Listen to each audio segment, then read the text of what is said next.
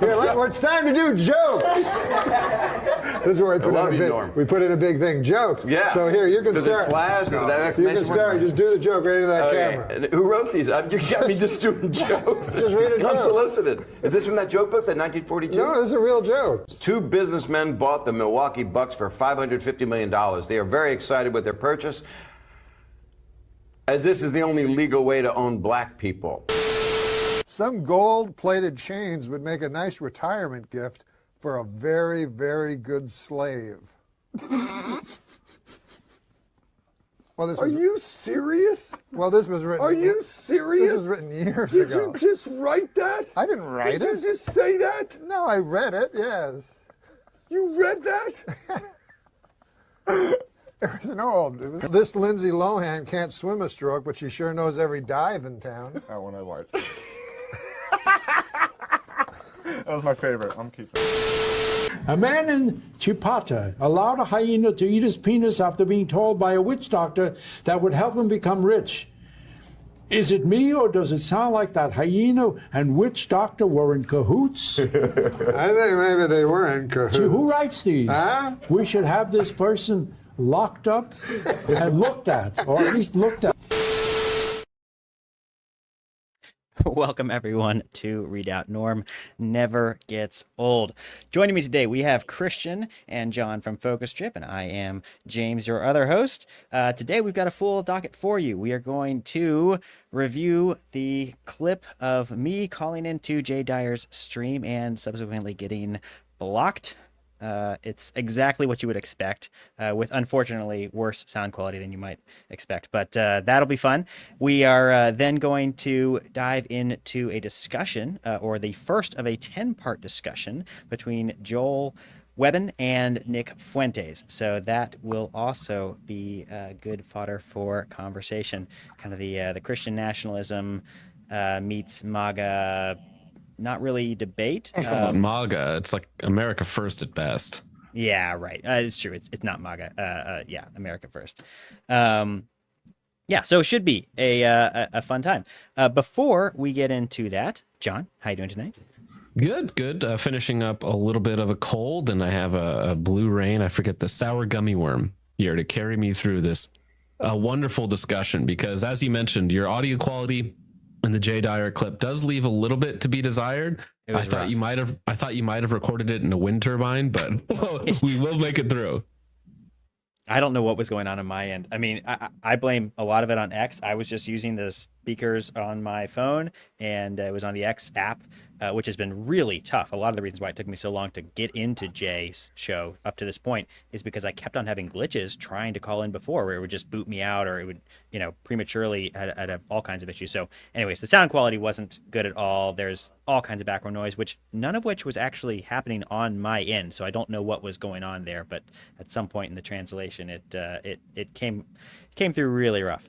But yeah, Christian, how you doing tonight?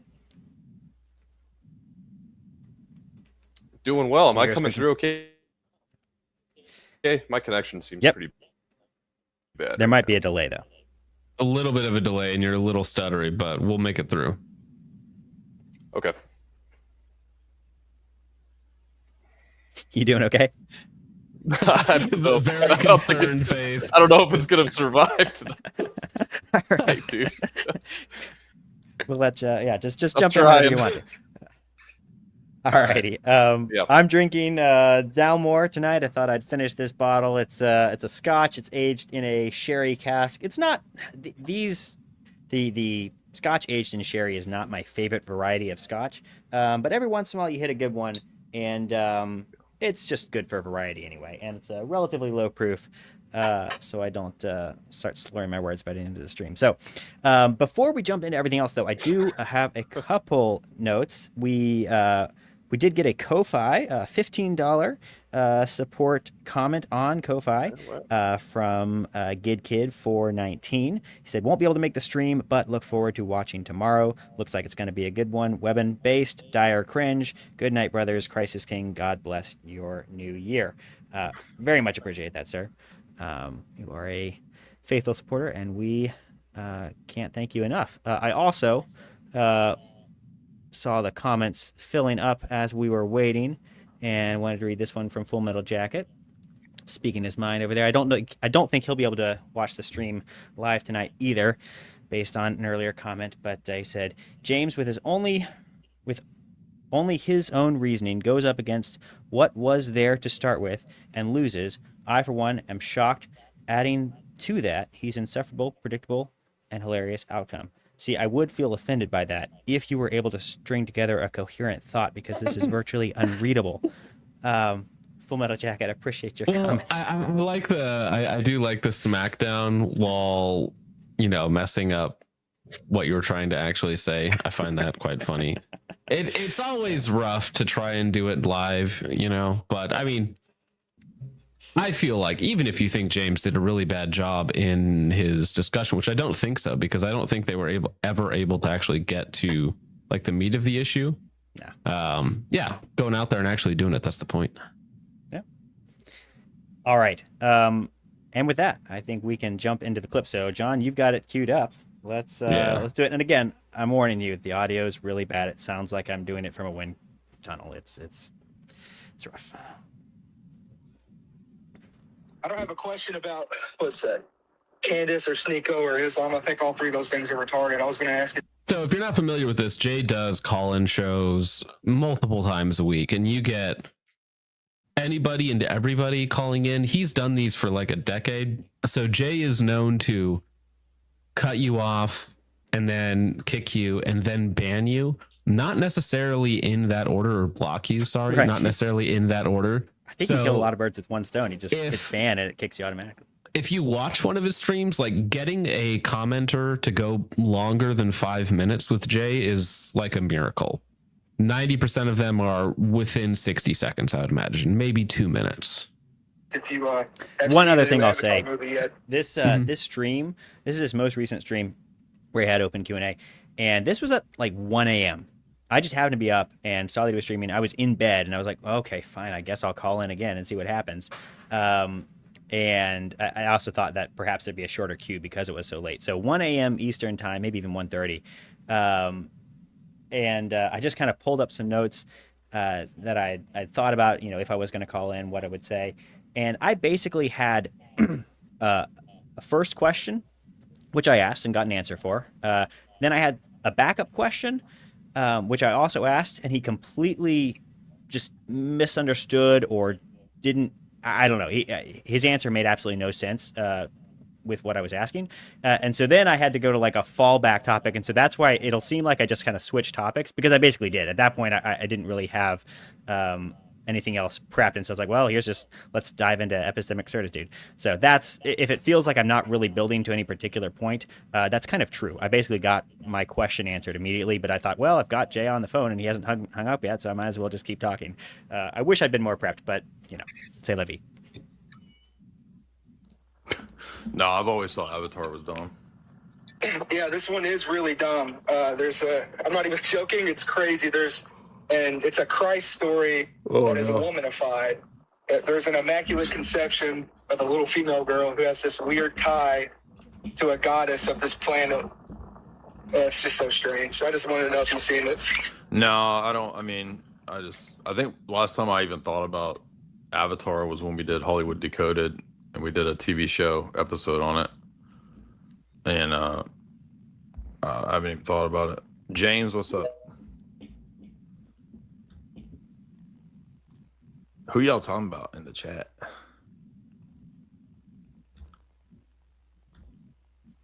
James, what's up? I'm mute. Hey, Jay. Give me just 1 second.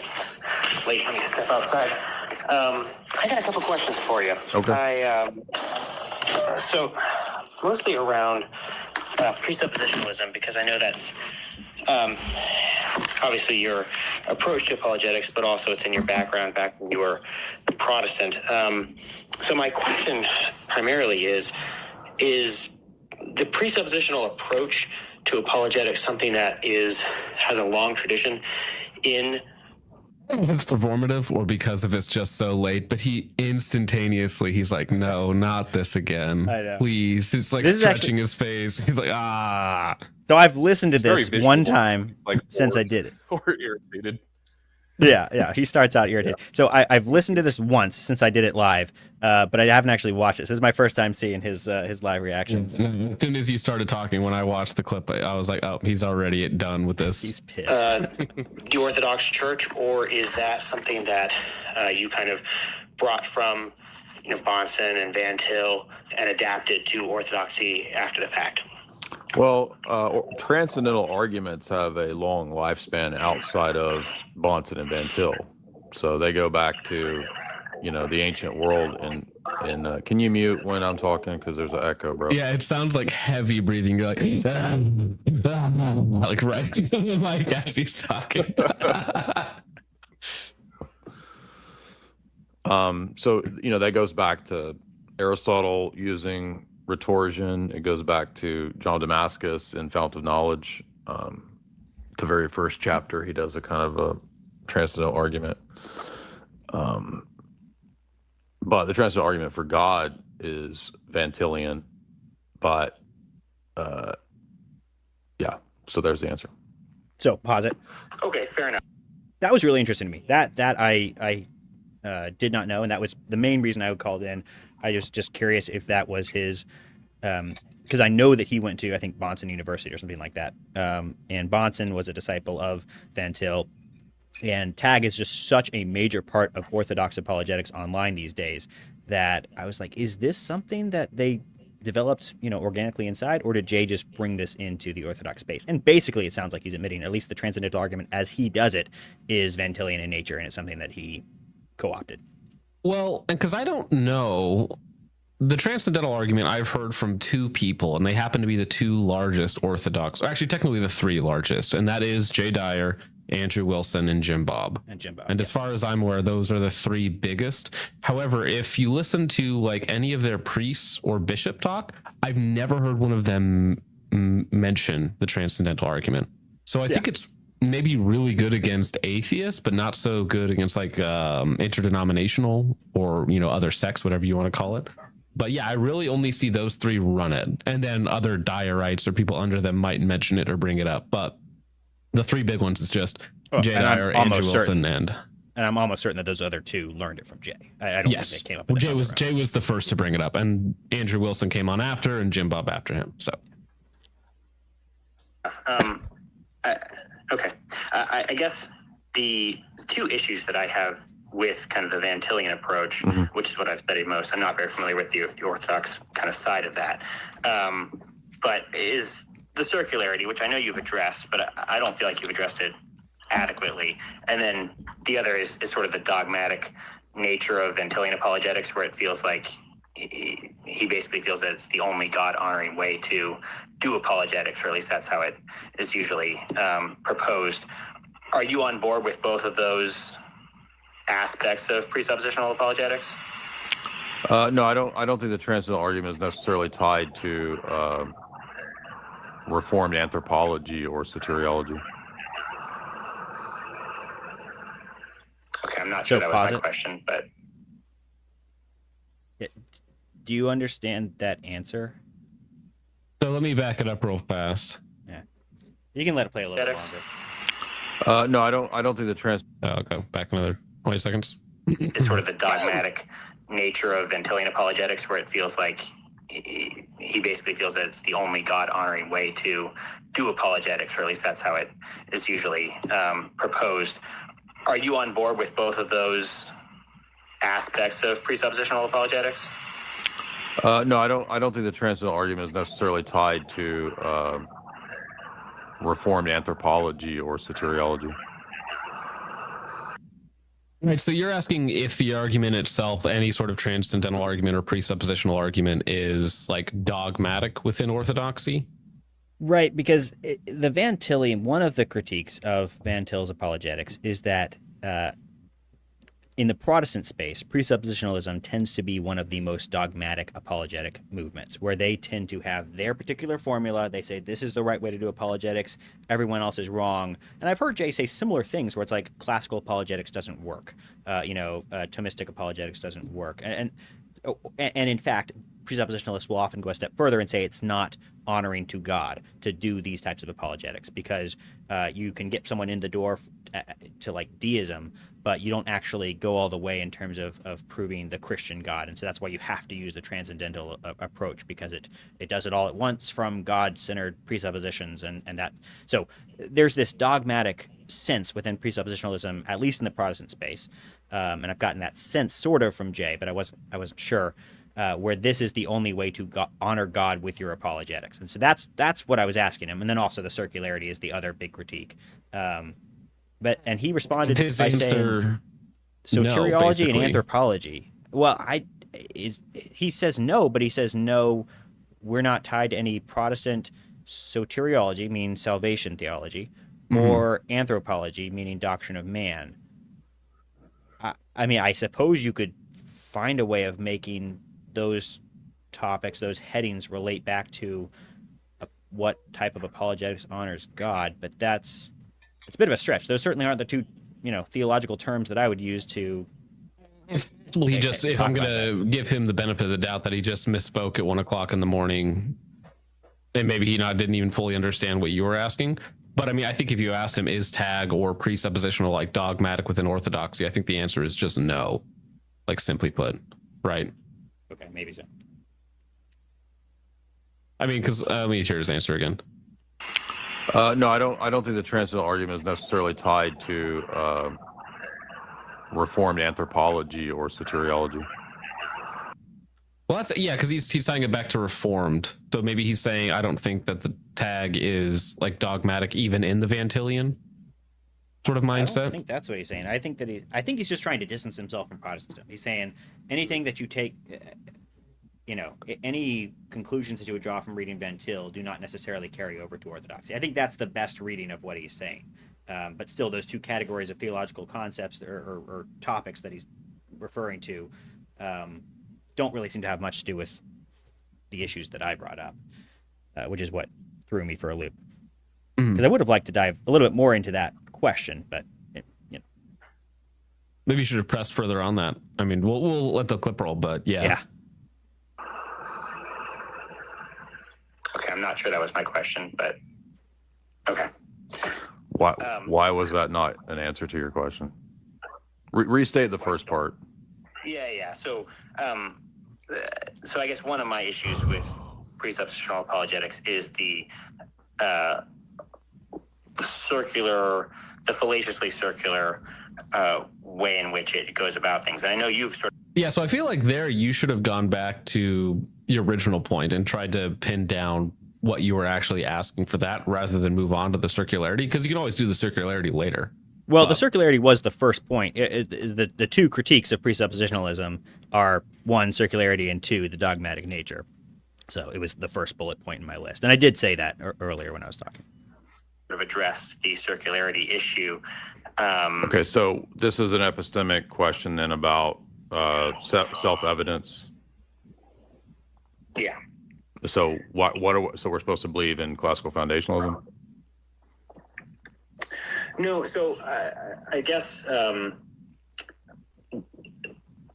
me it seems that circularity only is an issue in a purely syllogistic sense, right? So if you have a syllogism that goes in circles, that's an issue. But as soon as you incorporate experience in the outside world, then you actually are breaking out of that syllogism, and then a circle is licit. It's not going to be fallaciously an issue. Now, so it's just a question of it's a question of final authorities, though, right? Like, so in epistemology, like, what's the final authority? Yeah, I mean, I think that is ultimately the question. Okay, so how are worldviews and paradigms not, in some sense, ultimately self-referencing when it comes to the final authorities? They may be self-referencing, but not in a purely syllogistic way. Okay, but when I say circular, I'm referring to self-referencing. I'm not referring to the fallacy of circular argumentation. Okay, fair enough. So positive. I don't think that's a fair statement from him. I think that you can look at plenty of his videos, and he will use truly circular reasoning.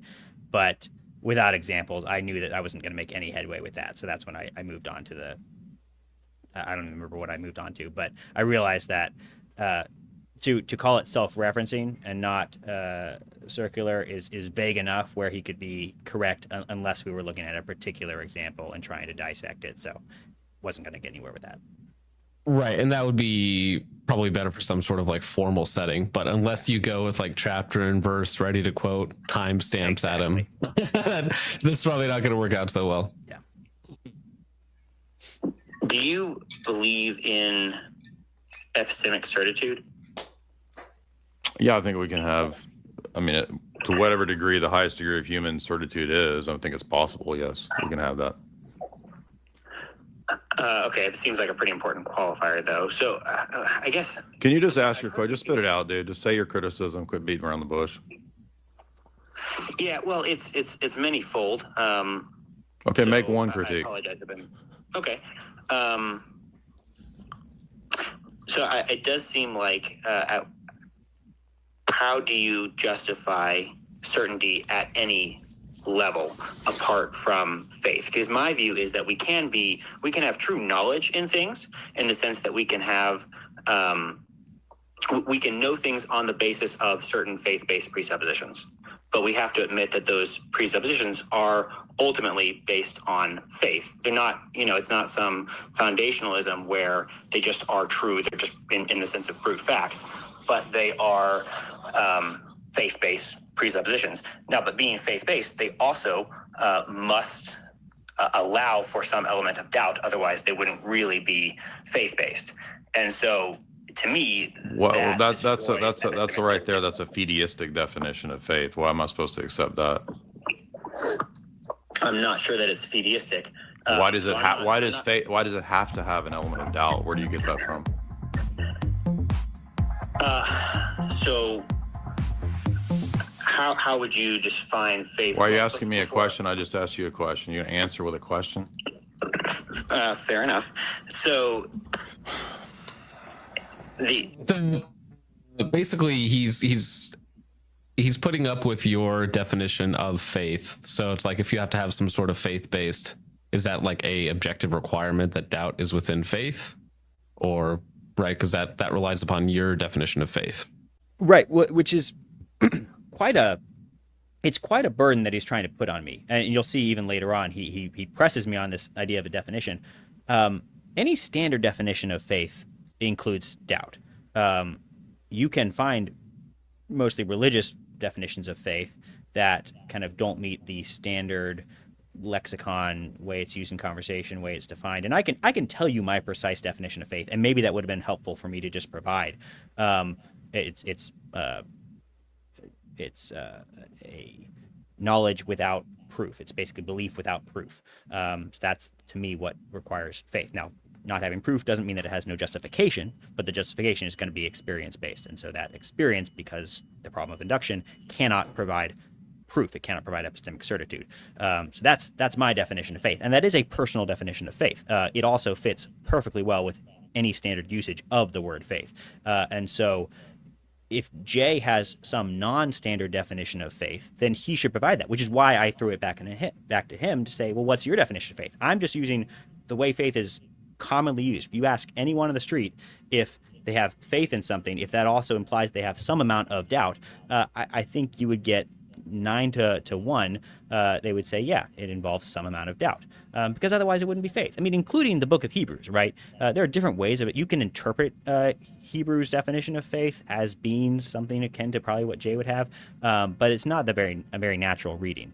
The assurance of things hoped for, the conviction of things not seen, seems to imply that you can do a word concept fallacy where you substitute, certitude for assurance or conviction, but really it's belief, even though you don't see it, and seeing is sort of the same concept of proving. It's sort of a rudimentary, old-fashioned way of describing proof, because experience at that time would have been seen as more of a proof. They didn't quite have the same processes in terms of like logically proving things at that time, or they wouldn't have been talking about it in the exact same way. But ultimately, that idea of conviction of things not seen that lines up pretty well with what I'm saying, certainly in a natural reading of it. And so I don't feel like it was maybe fair this at all.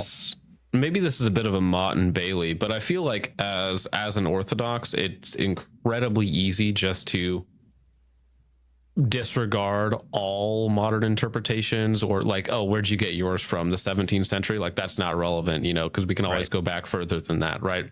And then if you get pressed on it, well, then the Mott and Bailey approach, right? And then you go back to a stronger argument, which is essentially, oh, you tell me your definition of faith and why I have to accept your definition of faith before we move on with the rest of the argument, right? So it's almost twofold in that way. Yeah, well, I mean, that would have been, if Jay had answered my question rather than trying to throw it back at me saying, well, I just asked you a question, why'd you ask me a question? If he had provided his definition of faith, then we could have actually gone somewhere. But because he pressed me on my justification for my definition, that's when we ran into some issues because,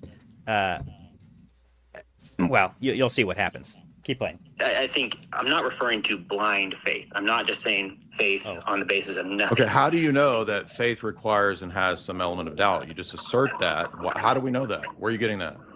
Yeah, I mean, that seems to be the definition of faith. How would you define it? Who says who? Where do you get the definition of that from? Well, at some point, definitions are foundational. Whose definition? Where does that come from? You can notice it, but he's literally moving to block you. As this conversation is coming, he's not getting more and more upset. Well, at some point, definitions are foundational. Whose definition? Where does that come from? All right. I don't have the patience. My patience is gonna explode, and so it's my. How long did I last? How long was that from start to finish? It was about 4.5 minutes, almost 5 minutes. So all right. It's that's an accomplishment. That's actually not bad. People are complaining that, oh wow, why is Jay so mad? No, this is calm Jay. This is nice Jay. Okay, if you're still talking to him, regardless of how loud he's yelling or anything like that, you're doing okay. All right, because most people do not make it 5 minutes, unless you're being super nice and you're just calling to say thanks or something. Even then, he'll boot you mid sentence and move on to the next guy. Dude, how old is Jay Dyer? He's not that old. 45, 46. Oh, okay. He's a bit older than I thought. He's getting older. Well, he's getting a lot of gray in there. Because he was a Baptist till his early 20s. And then he was a Catholic, right? He was a trad cat for a decade, and now he's a decade deep into Orthodox apologetics, basically. So he's at least mid 40s, if not maybe early 40s at the youngest. Yeah, 45. That's what I was thinking. Gotcha. So in the replay, I wish I'd been more on topic. I wish I had like I said, we were already at my third backup topic of conversation. I wish that I'd had a little bit more of a plan of attack because there's a point where he's fishing for what is your central criticism? I'm I don't really have one particular question that I wanted to ask you at this point. Mm-hmm. Now I'll just I'm just going to dig deeper into a couple of my critiques impromptu. But so I wish that I'd been more focused and been a little bit more able to drive to a point. Although I think towards the end there, we were starting to make some progress before he blocked me. But on the whole, I don't think there's anything that I said that was stupid or didn't make sense. And so that to me is plenty of a win. So I'll take it.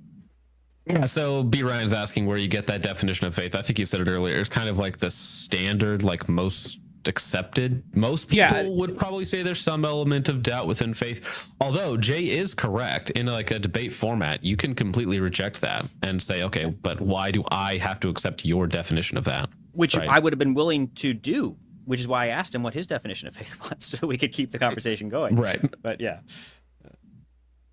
I mean, for me, unproven belief is my definition of faith. And while I do think that is perfectly fine in a standard sense, at some point when you're having these types of theological and philosophical conversations, you have to define your terms, and you have to pick amongst different definitions. And this is what I have found to be a consistent way that I like to use this word. If you want to use a different word or to refer to that thing, or if you want to use, use the word faith in a different sense, we can do that. We just have to agree on that. But this is how I am telling you that I will use the word faith. Right. So if I were to ask that question right now, like, where did you get that definition and why should I accept that definition? Is it going to be some appeal to like mass acceptance, or just like, well, that is my personal definition and it comes from what I believe to be rational? I mean, perhaps some combination. I would lean more towards the latter. I guess I would just ask you to provide another definition, which is what I tried to ask Jay. Provide another definition and then justify it, because to me, this seems to be the only workable definition of faith, at least if you are referring to the concept that we all generally mean by faith. If you can define it radically differently, well, yeah, but then you it's just going to be say really hard to use it in conversation. You would just say it's a non-fideistic definition of faith, where I don't think that doubt is a necessary. I'm taking Jay's position. I just don't think that doubt is a necessary component of faith. It can be, but it's not a necessary component, right? How do you spell fideism? I'm trying to look up the official FEDI. I have the fideistic definition pulled up as well. It's FIDEISM, fideism. Yeah. So, for instance, the Catholics, apparently, according to the this is not at all what I'm saying. I am not at all fideistic. I mean, so I'm familiar. I know there's a couple big proponents of fideism. I think it's most closely associated with Bart, actually, a famous Dutch theologian. No, the other one. But just looking it up briefly. Let's see. What was? All right, go back. What was? I had actually never heard that word before. So yeah, well, that's the thing about these types of conversations. The person who throws out the word that the other person doesn't precisely know the meaning of wins. But fortunately, I did know the meaning of fideism, which is why I told him I wasn't talking about a blind faith. And as I understand, fideism is generally this sense of separating faith and reason. And my whole project, if you listen to me in terms of talking about theology and philosophy, my whole project is saying that this division between faith and reason is nonsensical. That reason is always built on the foundation of faith, but not in the way that the Thomists will tell you, and not in the way that the Orthodox will tell you. But I am absolutely not trying to separate faith and reason. I think that is nonsensical to do. And so, which is, basically, if you are supposing that you simply have to start with these unjustified presuppositions that are just taken with blind faith and build from there, that would be fideism. And that's what I have rejected every time I talk about this topic. I'm not referring to some kind of a blind faith. But I know that if you are starting from a foundational proposition, by definition, you cannot prove that deductively. That's what it means to have a presupposition or a foundational proposition. And so what else is left to you to justify that? If you can't justify it logically, unless you're going to be circular, then you can only justify that inductively. You can only justify that with experience. As faulty as it is, that's all you have left. And that is very different from fideism. It's different from classical apologetics. It's different from presuppositionalism, although it is a correction to presuppositionalism in a sense. So it's not fideism. I do want to say, though, Reformed Renegade says, dude in for proof on intercessory prayers, dude Mog J and Ananias by asking questions. I actually do want to at some point have a discussion on intercessory prayer and on Revelations and the picture of the saints in heaven and all that sort of fun stuff, because I think that is a huge distinction between Protestants and Orthodox and Catholic, where I actually find the arguments from Catholics and Orthodox very compelling on that. So I actually really like that. So that's something I personally would like to dive into at some point. Absolutely. Yeah, because I like that. Mm-hmm. Yeah, it'd be fun. But I think that's all we have for the J clip. So should we move on to? There is actually one other thing. Sorry. I made a second appearance. No, I made a second appearance with a super chat. So I was blocked. Fortunately, by the way, this is a burner account, so and I can create plenty more. So I was smart enough not to call in with a Redoubt account, or yeah. So I can call back in, and I'm sure I will. I'll just change my name. But what's the timestamp? I think it's about 10, 15 minutes after this. No, dude. Well, this is a 3-hour live stream, bro. Yeah, I know. Does it come across the screen? Yeah. No, actually. Oh, shoot. Oh, does it not? I forgot about that. I don't think it does. Wait, what the heck? Moses the Black official trailer? Wiz Khalifa and Quavo, dude. That might be something fun to react to at some point. We got YN, Old Testament before GTA 6. He's going through a bunch of other super chats at the time, so if you can skip through where he's just reading off super chats. He doesn't show them on the screen. Recycling like 2017 arguments. Elijah Yassi is like recycling like.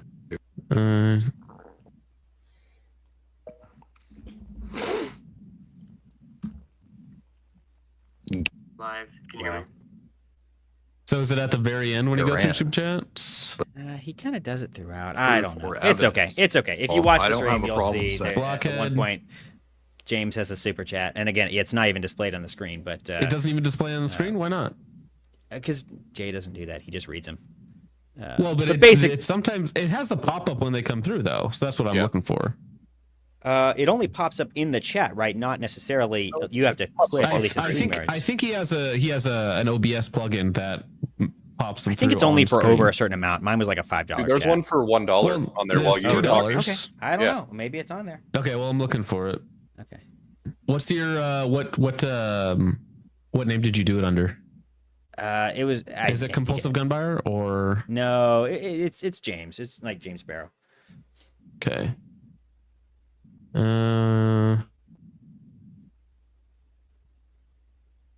Actually, you know what? Maybe shoot, not that. I might be able to find it if I look at the transcript real fast. So, shoot. Wait a second. James.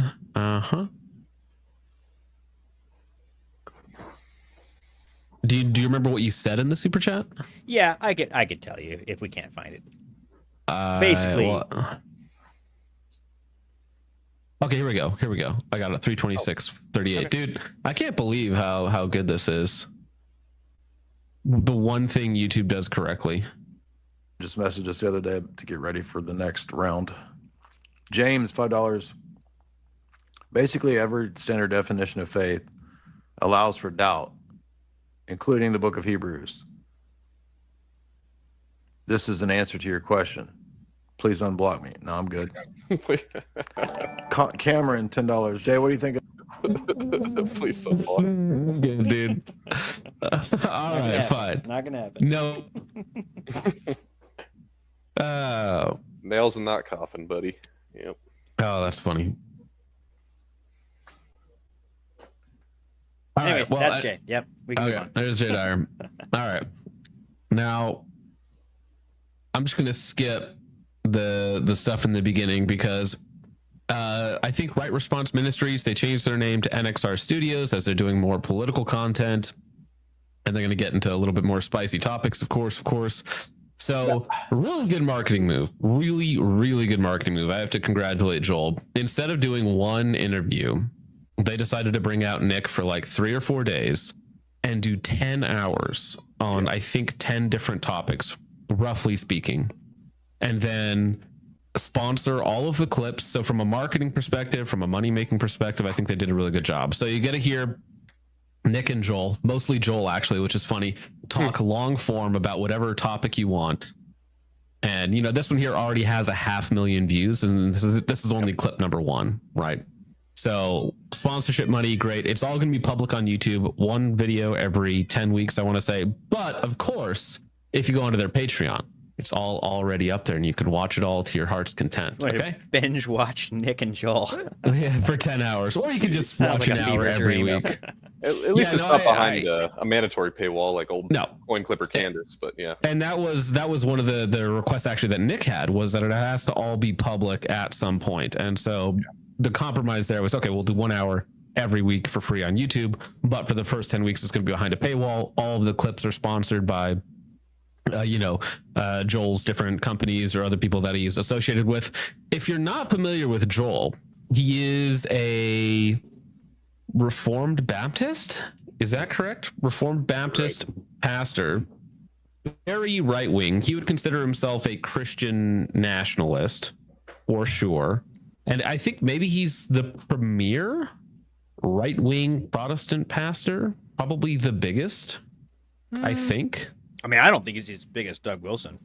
No, but Doug Wilson's more civic nationalist minded. Maybe I mean, even like Stephen Wolf, I feel like is more. I don't know. Maybe they're kind of the same tier. I might be biased though, because I mean, I really only follow like X and YouTube and stuff like that. Yeah, so I'm sure he's right. He's Baptist nationalist. Yeah. That's good. I do feel like to some degree being Baptist does it does sort of limit your scope a little bit in terms of who you can reach, because you are already starting from a position that's rejecting, the tradition that's so central to pretty much all of the other mainline denominations and all the spin-offs from those denominations. So, I don't know. Like Protestant, smacks Protestant. Right, exactly, yeah.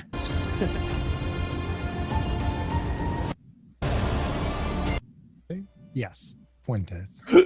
In the flesh. Nice to meet you. Yes. Nice to meet you too. Yeah. So this is actually going to be a 10-part series.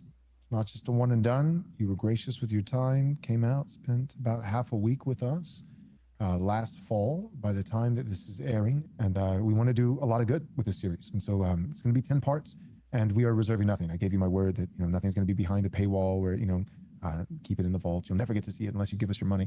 We are going to have kind of some of the raw. Jump scare. Logan, you missed the whole Jay Dyer blocking James. You gotta go back and watch that. The whole interaction there. You'd like it. James was not Jay was not happy. Your names are too similar. I'm gonna mix them up. Footage available for ad-free and early access. So if anybody is like, they're watching this, it's the first episode, and they're like, 10? It's 10 parts? I want to get it all, right now. So if you want to binge watch it, you can, and we're going to make that available. You hear about that a little bit later, how to get that. But if you're like, nah, I don't want to have to pay for it, it will all come out, but we're going to do one at a time. So one episode per week for 10 weeks. So this is probably going to go all the way through halfway into March. So I'm excited. So first thing that I thought that we should talk about is America First and Christian nationalism. You're a Christian nationalist, right? Yes. Okay, so I want to ask you about America First, but first, let's start with the Christian nationalist piece. Obviously, they both run into each other. When you say you're a Christian nationalist, what do you mean by that? I believe that America is a Christian nation, which is sort of in the name. Christian nationalist, America is a Christian nation. And I think that Christianity is an essential part of America's identity. Fundamentally, I think that America should have a Christian government, is what I think that ultimately comes down to. Amen. And if you want to get very specific and detailed about it, I believe that only Christians should be legislators, judges, and in the executive branch. Amen. I think that if Christianity is right and true, if God has a law, then our government should follow that. I think that's only because Webben said amen, and I'm not as familiar with Webben's views, but that makes sense based on what I have heard. So both these people think that only Christians should be in government. I don't know where you guys fall on that, but to me, I'm regardless of what you think about that position, to me that does seem to go against the America First ethos, or at least what I would assume would be America First, in the sense that at that point you really are doing something that America has never done to that degree. We have had religious tests. We've had sort of we didn't want the Quakers to be in power because they weren't willing to take oaths, but that was the big thing. It was about the oaths, not so much the religion. We've always been pretty accepting of different religions, even from the beginning. Most of the founders, or many of them, probably most, were deists. Most? You mean most were Christian, or most were deists? Well, it's hard to know for sure, but very many were deists. And within about 13 years of the revolution, most of the population were probably a lot closer to deism, and you can verify that with church attendance.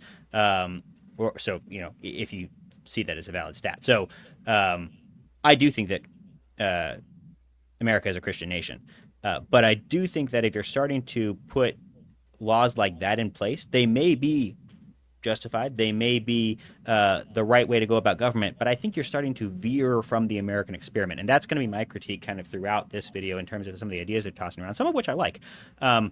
But I am a patriot through and through, in the sense that I really do like the American experiment. I think that if we just wanted to have a Christian nation, we tried, Christians tried that for, 1,500 years, up to the point of the American experiment. And it didn't work out all that well, right? You had all these European countries fighting each other and trying their own systems, and there were all kinds of corruption, and they weren't really able to figure out a good system of checks and balances. And the American experiment was a response not only to the persecutions that the colonists were fleeing and whatnot. The American experiment was also a new way of doing government, and it had secular elements, it had Christian elements, but it was addressing some of the problems that were caused by both secular and Christian governments as they were instituted, and it had a strong Protestant ethos of Protestants were starting to develop this theology around separating church and state, which got taken too far in many regards and wasn't actually officially baked into the Constitution or anything, but was definitely there from the get-go. And it is a Protestant concept that, like I said, was starting to develop at the time. It wasn't fully fledged out, and may have even had some problems even in the germ state at that point. But my point is that what the American founders were doing was something new on a secular and a Christian level. And I do believe that America is a Christian nation, but the way they were going about establishing a Christian nation was new and innovative, and I'm all here for it because I think that they had a great system of checks and balances that I would like to preserve for as long as we can. And so when we start talking about things that I think are going beyond, in some cases far beyond what the founders would have been comfortable with, it makes me uncomfortable because I still think that this experiment has some life left in it. I don't think that we have to just trash the whole system and say we're done. Now, I could be wrong. That's just a personal opinion. But that's where I am temperamentally on this whole topic. So I just lay my cards out.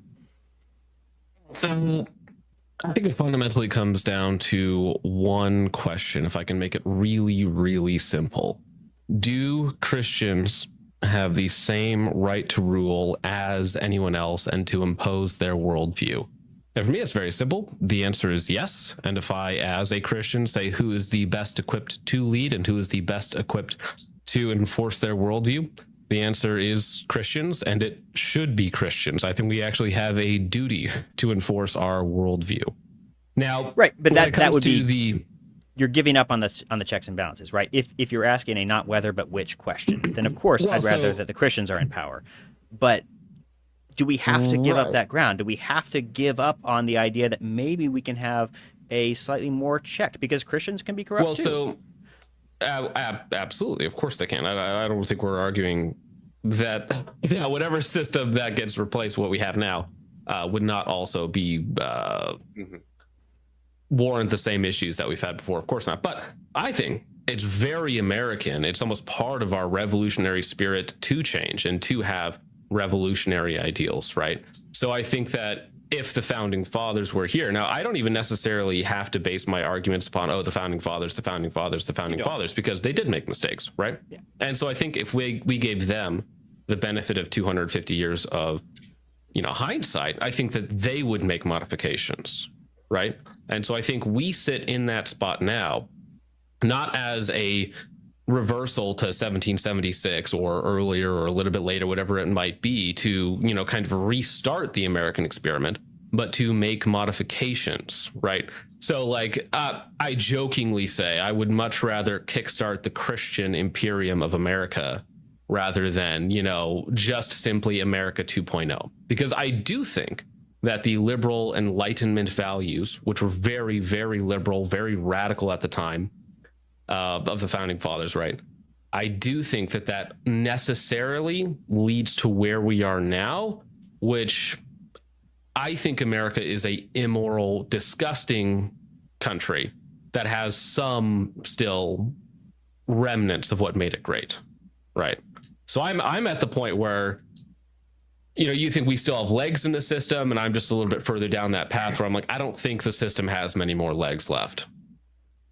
Yeah, I mean, I think you're much further down. I mean, to some degree, trying to preserve political freedom is always going to be a lost cause, so it's going to end eventually.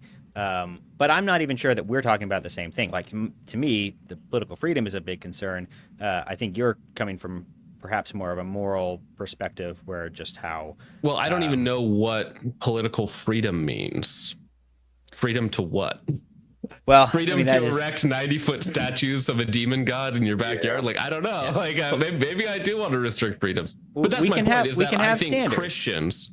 I think if you think that Christians have the same right to enforce their worldview as everyone else, then yeah, there's no problem with having a Christian government. And in fact, I want a Christian government. Like, I want that thing.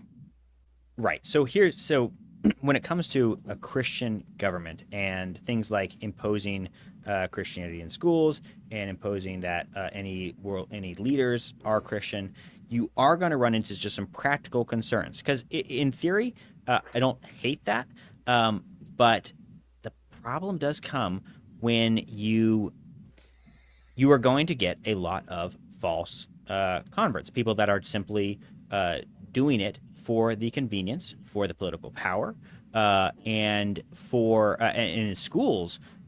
We've seen this in England, where they still, I believe, have a nominally Christian education, and no one takes it seriously. The teachers aren't actually Christian, so they're just teaching the what's in the textbooks, not believing it at all. So they're completely cynical, and so the students come away thinking that this is a completely pointless thing that they just have to do. They just have to take this religion class or this Christianity class, and it becomes completely jaded if you don't have the heart in it. And that is one of the Protestant insights, is that we can't try to force conversion.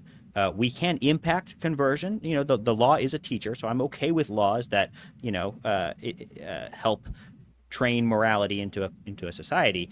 But you do want to be very careful to not to actually ensure that private judgment and an actual conviction are maintained and encouraged, and that there aren't perverse incentives to the contrary, because then you will actually find a nominally Christian country that has completely lost its Christianity. And this is what Soren Kierkegaard was writing about in Amsterdam, I believe, when his country was nominally completely Christian, and he's saying no one here is Christian anymore.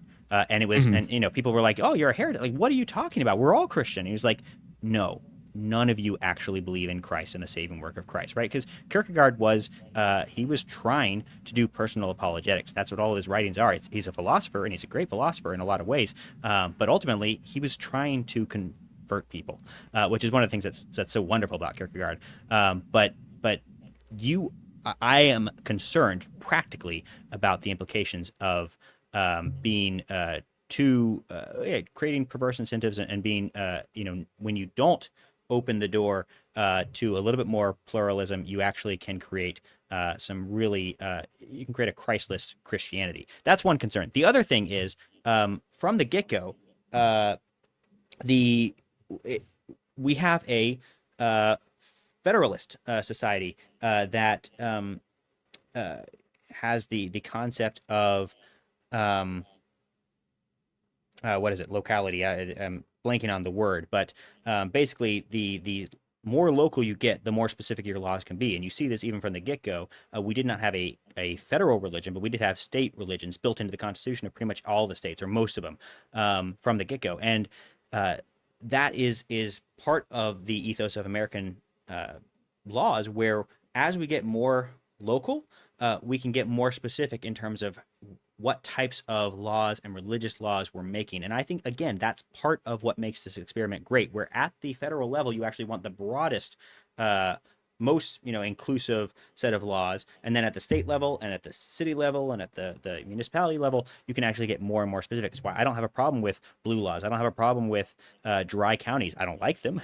I like to drink, but I'm okay with a society or a local municipality saying, "Hey, we don't want to have anyone drinking in our county." Okay, that is part of the problem, though, right? So when you talk about forced conversions or the fact that there may be perverse incentives, I would just grant you your position that, of course, that's always a possibility. Of course.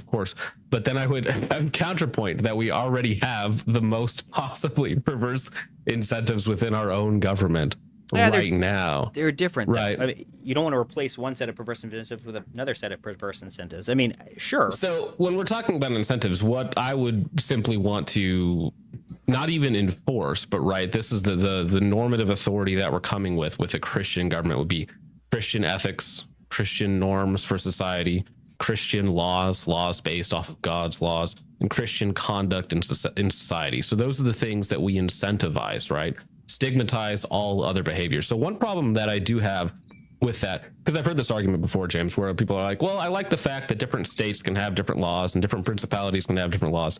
I think that it's nonsense. If I can, take 2 steps to the left of me and get arrested for a felony, what is completely legal in this state, and you believe that that state has the right to do that, like, I feel like that's it depends even on more the issue. totalitarian. States' rights has always been a constitutional, hot topic. It depends on the issue, and some things need to be made universal, and some things need to be allowed to be determined at the more local level. Trying to figure out exactly what goes where is part of the challenge of polity, and so there isn't an easy solution. But that concept, and again, I wish I could remember the actual word. I'll find it before we're done here. But that concept, that principle, is one that is baked into the American ethos and the American way, the American experiment. And again, that is part of it that I am all for. I think that is an essential part. So if you're going to go against that, that's fine. But that is anti-American, or at least anti-founder, which again is fine. Because you can either say that the American experiment was perfect, or it has flaws, or there were, possible issues from the get-go. And that's just what I would say, was that it was not a perfect idea from the get-go. I don't think it was perfect And that either. at the time, it was, very liberal, very experimental, a ahistorical concept. America's very ahistorical in the grand scheme of things. I mean, I know that people have, pointed to, okay, well, it's actually kind of like this, and it's been tried here, but on a much, much smaller scale. So, but for me, it's just simply, I think that there were changes that need to be made. And again, I think that Christians have the same right to authority, the same right to govern as anyone else. And so as Christians, I think that we should be the ones dictating societal norms, ethics, laws, conducts. All of that should be passed down from a Christian nation. Subsidiarity. Yeah. Good concept.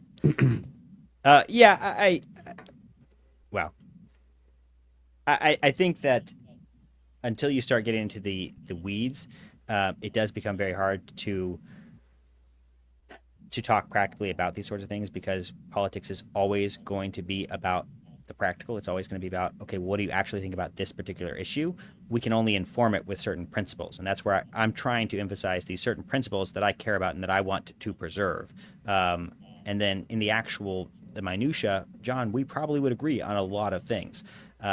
But we might agree for different reasons. We might agree coming at it from different perspectives. And that's where... if you say, well, I think that freedom of choice fundamentally is a good thing, I just have to ask, freedom to do what? Freedom to choose what? It's like freedom to send your kids to, a gay pride parade or a drag queen story hour at your local public school. Like, I feel like that's not freedom I'm interested in preserving. No, I mean, neither am I. I think that there are plenty of... within the principles that I'm describing, plenty of legitimate ways of saying, no, that's a no-go. Yeah, but not if your neighboring state wants those things, so, right? I think even then, you don't have to take the principle of subsidiarity as a universal thing. There are plenty of areas, plenty of laws that should be across the board, federal mandate. So, you don't have to apply subsidiarity to every concept and every law. But that's what I agree with. Yes, I think we should have a stronger federal core dictating, laws, norms, ethics, that sort of thing, right? Standard conduct of society. So, I mean, I think that in some cases that's good, but you also have to have checks and balances in other areas. And so, like I said, when you get down to the actual nitty-gritty of particular laws, then you can have that specific discussion. But these are just principles that you got to hold in tension that I think are really important. And you can't just throw subsidiarity out if you're going to be,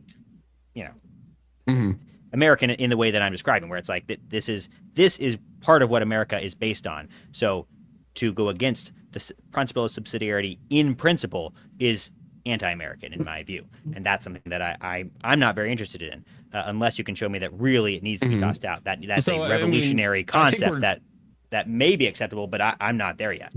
I think that we're probably dancing around the same word. So like in Orthodoxy, there's a term called economia, which is used because you can have economia between different bishoprics, which have different rules, which have different liturgies, right? Which maybe even have different canons in some cases, right? The same way, like in the Byzantine Empire, there was economia between the dual-headed eagle, right? Is the emperor and the church, right? So there's a synergistic relationship between these two separated powers, if that makes sense. So in the same way, you could have economia between zones, basically, or statehood, like we do now, because we do have economia between the states, right? And we have recourse to the federal government, recourse to one another. If we ever have what's that term where we get like 30 states together or something like that. So there is systems like that within Christianity that exist that could be mapped onto America readily, I would say. And even systems that worked in the past. Yeah. I just don't want to throw out the baby with the bathwater just because certain things aren't working right now. And yet, I'm all for, incrementally or even just across the board, getting rid of some of the horrible evils, like, ban porn completely, get rid of all the gay shit everywhere. I mean, like, I'm all for that. I think we can do that legitimately, even within the principles that I'm describing. Historically, our identity, I think that's the truth. I think that's consistent with what our civilization is. So I would start there. I think that we should have a fully Christian government. What do you think? I agree wholeheartedly. Lex Rex, the law is above the king.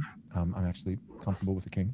I think just because of America's founding and history, I think we could functionally get there, but I don't think we would ever call someone a king. It's just not in our blood as Americans. There's an aversion to that. But even if there was a monarch, the law of God is still ultimately the ruler. Lex Rex, the law above the king. In terms of the law of God, we have all these statutes throughout the Old Testament, and then many of them restated and some new ones in the New Testament. But the summary of the law would be the Decalogue, the Ten Commandments, Exodus chapter 20. That really summarizes the law. And then Jesus summarizes it even further when he says, the first and greatest commandment is to love the Lord our God with all our heart, soul, mind, strength. And the second is like it, that we should love our neighbor as ourselves. All of the law, he continues, and the prophets they rest on these two commandments. So the way I see it is, Jesus is love God, love neighbor. That being a summary of a summary, being the Decalogue, the Ten Commandments. The Ten Commandments, there's 10 of them, but really they fall into two tables. You have... By the way, that is not, some statements Jesus said kind of, you really can only go to Jesus, and there's not really ever an explanation later in the New Testament. This is not one of those things, right? The fact that the law is summarized in love is pretty clear in the rest of, it's very clear, explicitly clear in the rest of the New Testament, especially in Romans. If you look at Romans 13, where he's talking about submission to authority, he talks about, owe no one, pay to the government what you owe them, pay to everyone what you owe them, owe no one anything but to love them, for love is the fulfillment of the law. So this is a theme throughout the New Testament. It's not just something that Jesus said. It would be enough if Jesus said it, and only Jesus said it. But we have this explicitly called out and re-brought to mind throughout the New Testament. The first four of the Ten Commandments. Now I know Catholics and Protestants, we count them a little differently, but in the Protestant case, it's the first four of the Ten Commandments are in regards to how to love God. Have no other gods before me. Don't make graven images. Don't take the Lord's name in vain, and remember the Sabbath, keep it holy. The next six is love for neighbor. And it's honor your father and mother. Don't murder. Don't commit adultery. Don't steal. Don't bear false witness, and don't covet. And so Jesus says, love God, love neighbor. The Ten Commandments, this is how to love God with a little bit more specificity, and how to love neighbor. And then everything else, all these Old Testament civil statutes, they ultimately fall underneath one of the Ten Commandments, whether it's a parapet around the border of your roof, right? You have to have like this railing. Well, they don't have HVAC during the summer months. They're sleeping on the roof, and you're loving your neighbor by making sure he doesn't fall off in the middle of the night and break his leg. So even that you can root to the commandment, the sixth commandment, thou shalt not murder, stated in the positive sense would be thou shalt protect and esteem the safety and dignity of human life. So we can look at that. I don't know if Mitzvah watched this already or if he just had that queued up, but he was very fast with that. It's a classic example. Yes, and what Joel is describing here is the, that statement in the Westminster Confession, the general equity thereof, right? This is just classic theonomy, where you've got three different categories of law when you read the Old Testament. And, I don't know if this is just sort of us imposing this back into the Old Testament, but I think it's a valid way of reading it, where you have the judicial law, you have the ceremonial law, and then you have the moral law. The moral law never goes away. The ceremonial law is actually completely abrogated, so for all practical purposes, it's gone because Jesus fulfilled it. And then the judicial law is still maintained in accordance with the general equity thereof. Like, we look at the principles, we extract the principles, and we apply those today. We don't have to stone someone for, he goes into this later in the interview, but a child talking back to his dad, which probably was a maximum penalty anyway, and probably was talking about a much older child. But either way, we don't have to follow the exact judgments in the Old Testament, but we take the general principles and we apply those to the law. Well, that's silly. That's primitive. You Bible thumpers. Well, we have laws about speed limits and seatbelts, and we're like, and we're not up on the roof anymore. But find me a 2-story balcony in anybody's home that doesn't have a railing, right? And if it didn't, eventually there'd probably be a legal issue. So it's not that different. We're like that still to this day. So if we're going to have laws, I'd like to see them modeled off of the scripture. So my question, I guess, to you though is, this is where I see a lot of Christians start to say, well, not that. The first table of the law. Well, and something else that maybe this is like asking a question or trying to find somebody else's definition. But if morality or ethics are not based on Christian law, then we have to go find some sort of secular ethics somewhere. And I just find them wholly unsatisfactory at every turn, because it almost always goes to some sort of zero-sum game where it's like maximizing wellness, with the, like unit ideology or utils, or preference based, which gets really muddy, or like some sort of generic no harm policy. Like that's my greatest good. Deontological ethics, where it's duty based. Duty to what? Like duty based on what standard? Yeah, it doesn't make any sense. And even to some degree, natural law doesn't really solve this issue either. Unless it's natural law based on God's law. You can't really separate the two. This is where the precepts have a point that I wholeheartedly agree with, where it all has to be based on Christianity and Christian law. You don't get natural law apart from God. There's no reason to follow what is natural if there isn't a God who made nature. A lot of guys will say, yeah, we need laws as it pertains to loving neighbor, protecting his safety, these kinds of things. But I don't want blasphemy laws. Like, what about, the first of the 10 We did have blasphemy laws in some states, though, and state religions. Commandments. We can't have that, all 10 commandments on a courthouse. It's like, well, Full Metal Jacket, you still have yet to make a cogent point. I have no idea what you're saying. You're not restating anything I'm saying. I don't even know what you're mocking. We just need to get him on, and you two can fight it out, all right? That's right. We'll do it someday. Of religion, which I look at freedom of religion, and I, at some level, as a Christian, I'm like, so freedom for idolatry? Like, I mean, what is that other than like, hey, in America, we protect the freedom for people to worship sand demons. Man, the more I'm reading like the Old Testament prophets, I'm going back through them all again. I'm just like, freedom of religion is mega cringe, guys. Like almost every bad thing that happened to Israel in the Old Testament is due to the allowance of practicing or worshiping of these false idols and demons, and then the more evil, perverted, sadistic it becomes, basically, which is kind of like what we're seeing in our own society now, right? So yeah, Old Testament, not very tolerant, not very tolerant of other religions. Not exactly. By the way, I just finished. It's not pizza. It was a tuna open-faced sandwich. It was delicious. My wife made it. Oh. I haven't had tuna since I was like 5 years old. I have a couple stories like this, but basically I ate too much tuna and threw up, and now I never eat tuna again. I did the same thing with Captain Crunch. When I was a kid, I would just gorge myself on bad food or like food like that, and then I would throw it up and never eat it again. So mac and cheese, tuna, and Captain Crunch. No, go ahead, Christian. So an open-faced sandwich is just there's only one piece of bread, right? Yeah, that's what open face means. Yes. Is it a sandwich then? I mean, does that? No, it isn't. It's actually technically a taco. That's more of like a hot dog. Only if you fold it. It's not a taco if you eat it flat. Then maybe it is pizza. Well, maybe the cat was right. Actually, that's a good point. But it's not cooked. Pizza's cooked though, so that would revert it to a. What is it? It's a taco. It's a taco. That's what it is. But taco requires folding, doesn't it? You can't have a flat taco. Is it soft? But even a soft taco you fold and eat. Well, you don't eat a soft taco like you can get taco discs that are flat, that are perfectly flat. But those aren't tacos. No, that's like huevos rancheros or whatever, where you get like the taco. Yeah, that's just tortilla. Tostada? That's not a taco. It's not a taco. Dude, I don't know, man. All right, fine. James ate a tuna taco. I think I think Full Metal Jacket is watching the VOD right now. I don't think he's commenting on what we're currently talking about. I think he's going. He might be behind. So, he might be behind by like 20 minutes. Yeah. Makes more sense. I think he did say it was going to go back. So yeah, he is behind. I think that we've always had blasphemy laws. It's not whether but which. And I'm not saying some kid who says JC should go to jail, but like the Sisters of Perpetual Indulgence, gyrating in front of a man dressed up like Christ on a cross in a public parade. Believe it or not, jail. Right away. Right. Would you agree with that? I would. I think I would agree with that. And I think that it's interesting how people in this country have such an aversion to anything that looks or sounds like that.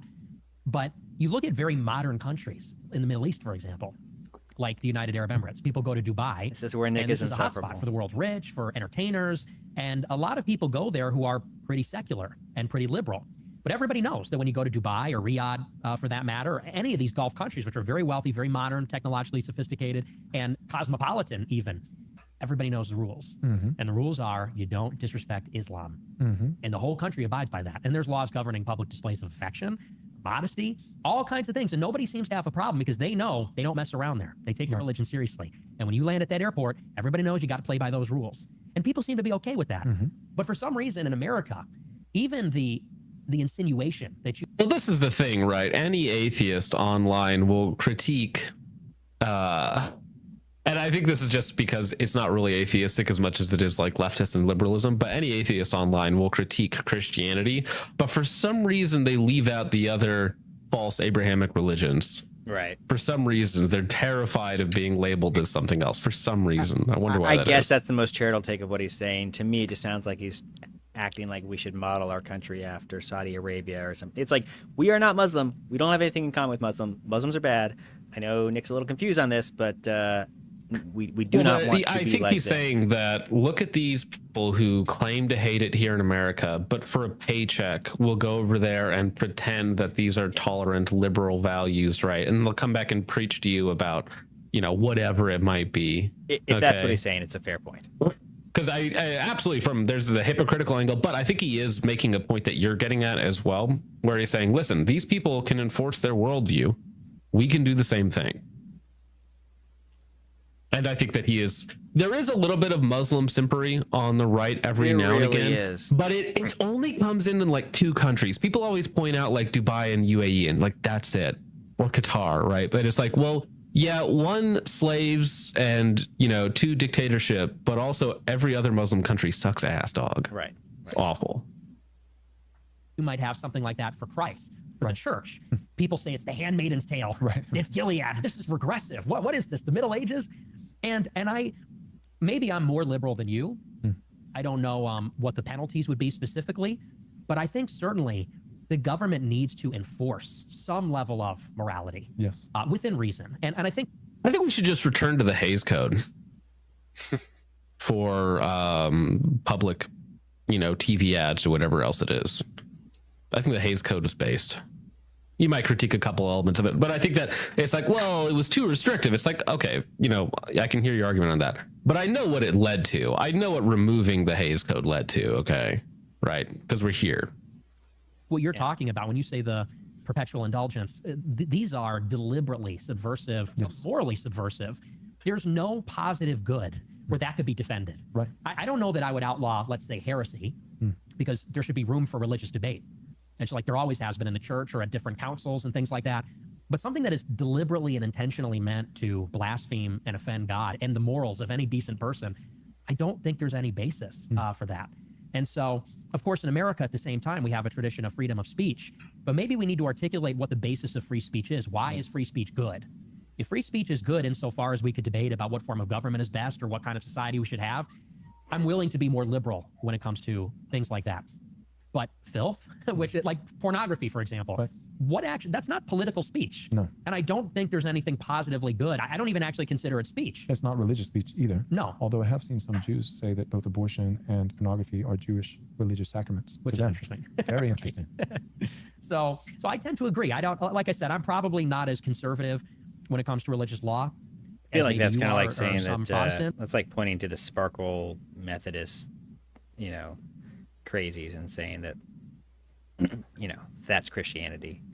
Yes, there are people that call themselves rabbis that'll say and do ridiculous things, but those aren't the same. They aren't in the same category as like the Ben Shapiro's, which you can also disagree with for other reasons, but they're not at all in the same religion even. Like those are just secular Jews masquerading role playing as rabbis or whatever. Yeah, but I think there is an interesting dichotomy between Jews specifically, which you can kind of get into, where even secular Jews are kind of like atheistic Jews, right? Even though they don't believe the same religion or the same theology as like your Orthodox Jew. Like, I don't know how Orthodox Ben Shapiro is, but he's relatively conservative. Yeah. But they seem to have a similar cultural impression, right? And it seems to be informed on the same set of values outside of just Judaism itself. So, I mean, I think largely because it's a works-based religion, or at least, yeah. Well, it's a very tight-knit community, and it's been that way for thousands of years to protect themselves through their different trials and tribulations, right? So you can understand why they are that way.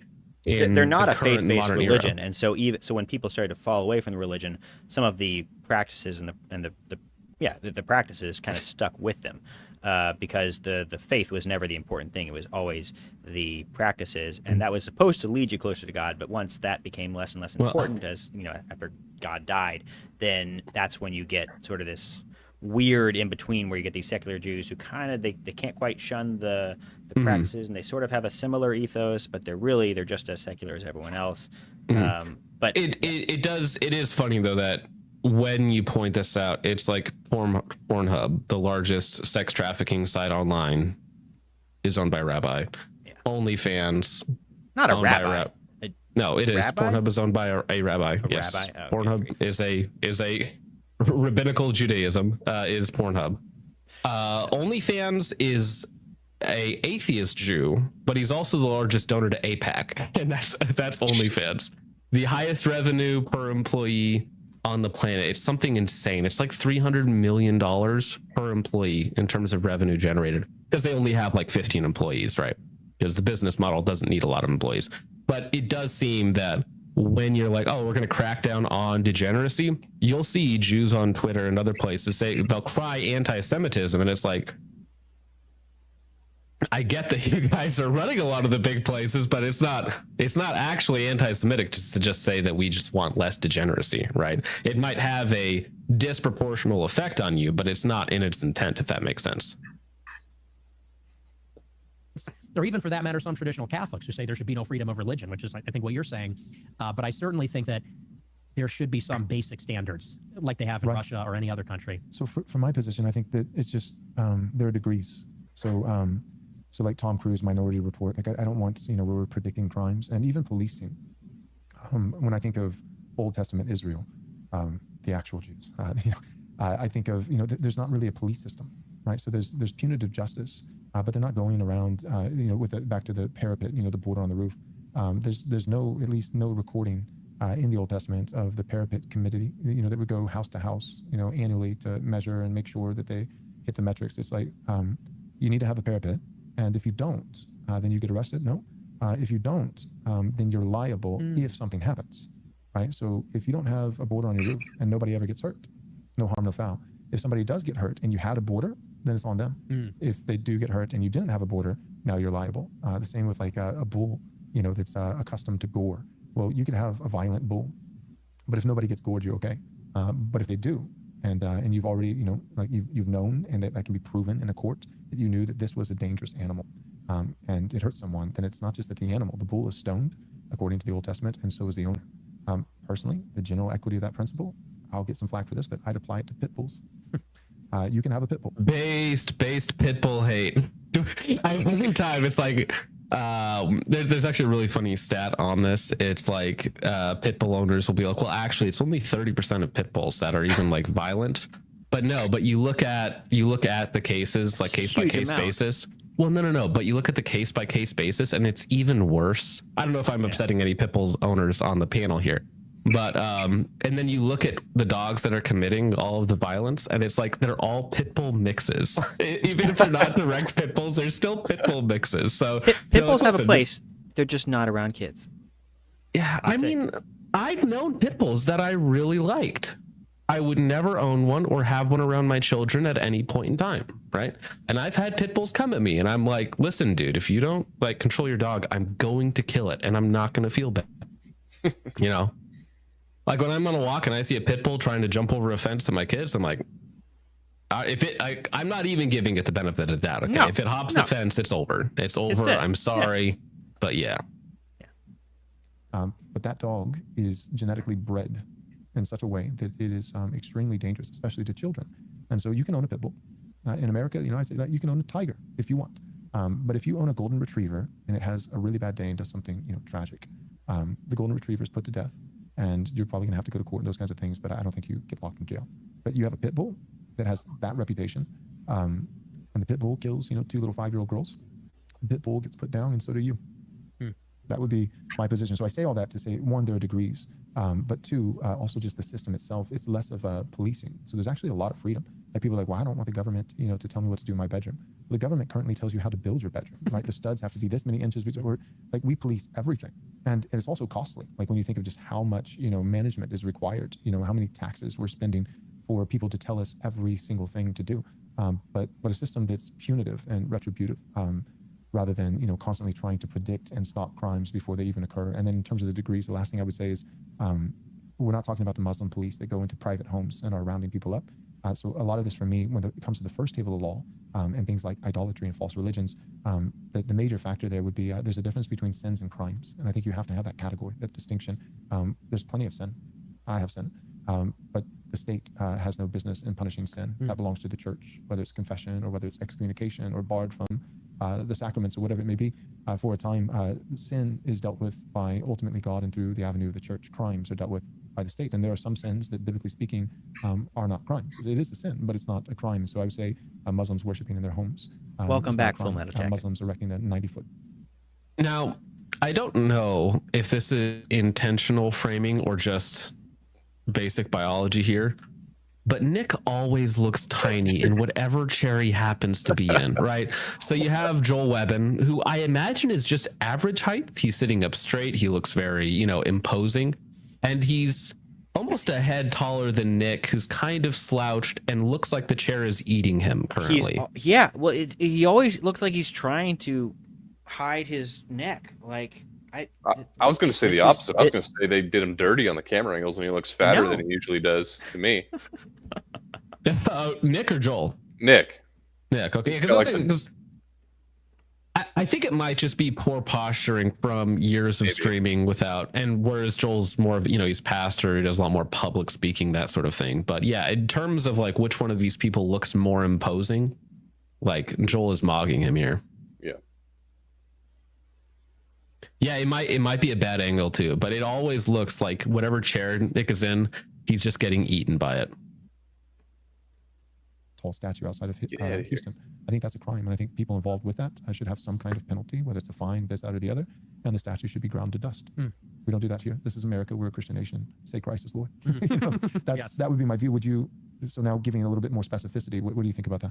I like that. I like that approach, because I think when people hear moral law, they hear. If you want to go really Old Testament, right? Grind the statue to dust and then put it in the water supply of the community that set it up.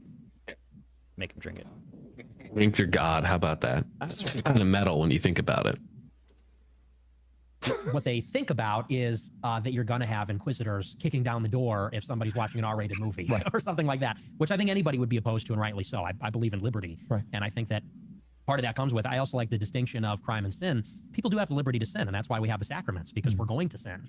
And we don't want to sin, and we try not to, but it's not a crime to do that, and we're supposed to be given a chance to repent and to spiritually grow. So I do like that distinction. And I don't know that I...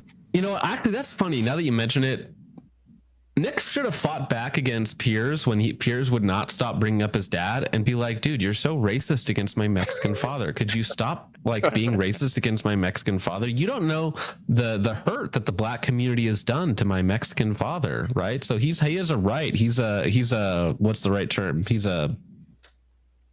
What's the word that they use? Gosh dang it. Latinx? No, Latinx is funny. No, he's a person not of color, but he's like a oppressed person, the oppression that my father has had to go through at the hands of the black community. Something like that. Yeah, he's a victim of the black community. And so the fact that you're trying to impose this racist white normative worldview on my Mexican father is very problematic, Piers. I wouldn't necessarily agree with the death penalty in many or even most cases. I tend to be anti-death penalty in almost all, except for terrorists or. What about murder? It depends on the type of murder. I didn't know this about you. Yeah, I think even murderers should be spared. Yeah. Really? Why? Because I think they should be given. So a chance. you really like the current pope then, huh? Well, he just said that. Yeah, I tend to think that the death penalty is no longer totally necessary. I think in the old days, you literally needed to kill these people because you really couldn't accommodate them in prison forever. But now I think that society can accommodate that, and I think that only the most heinous... Go for it.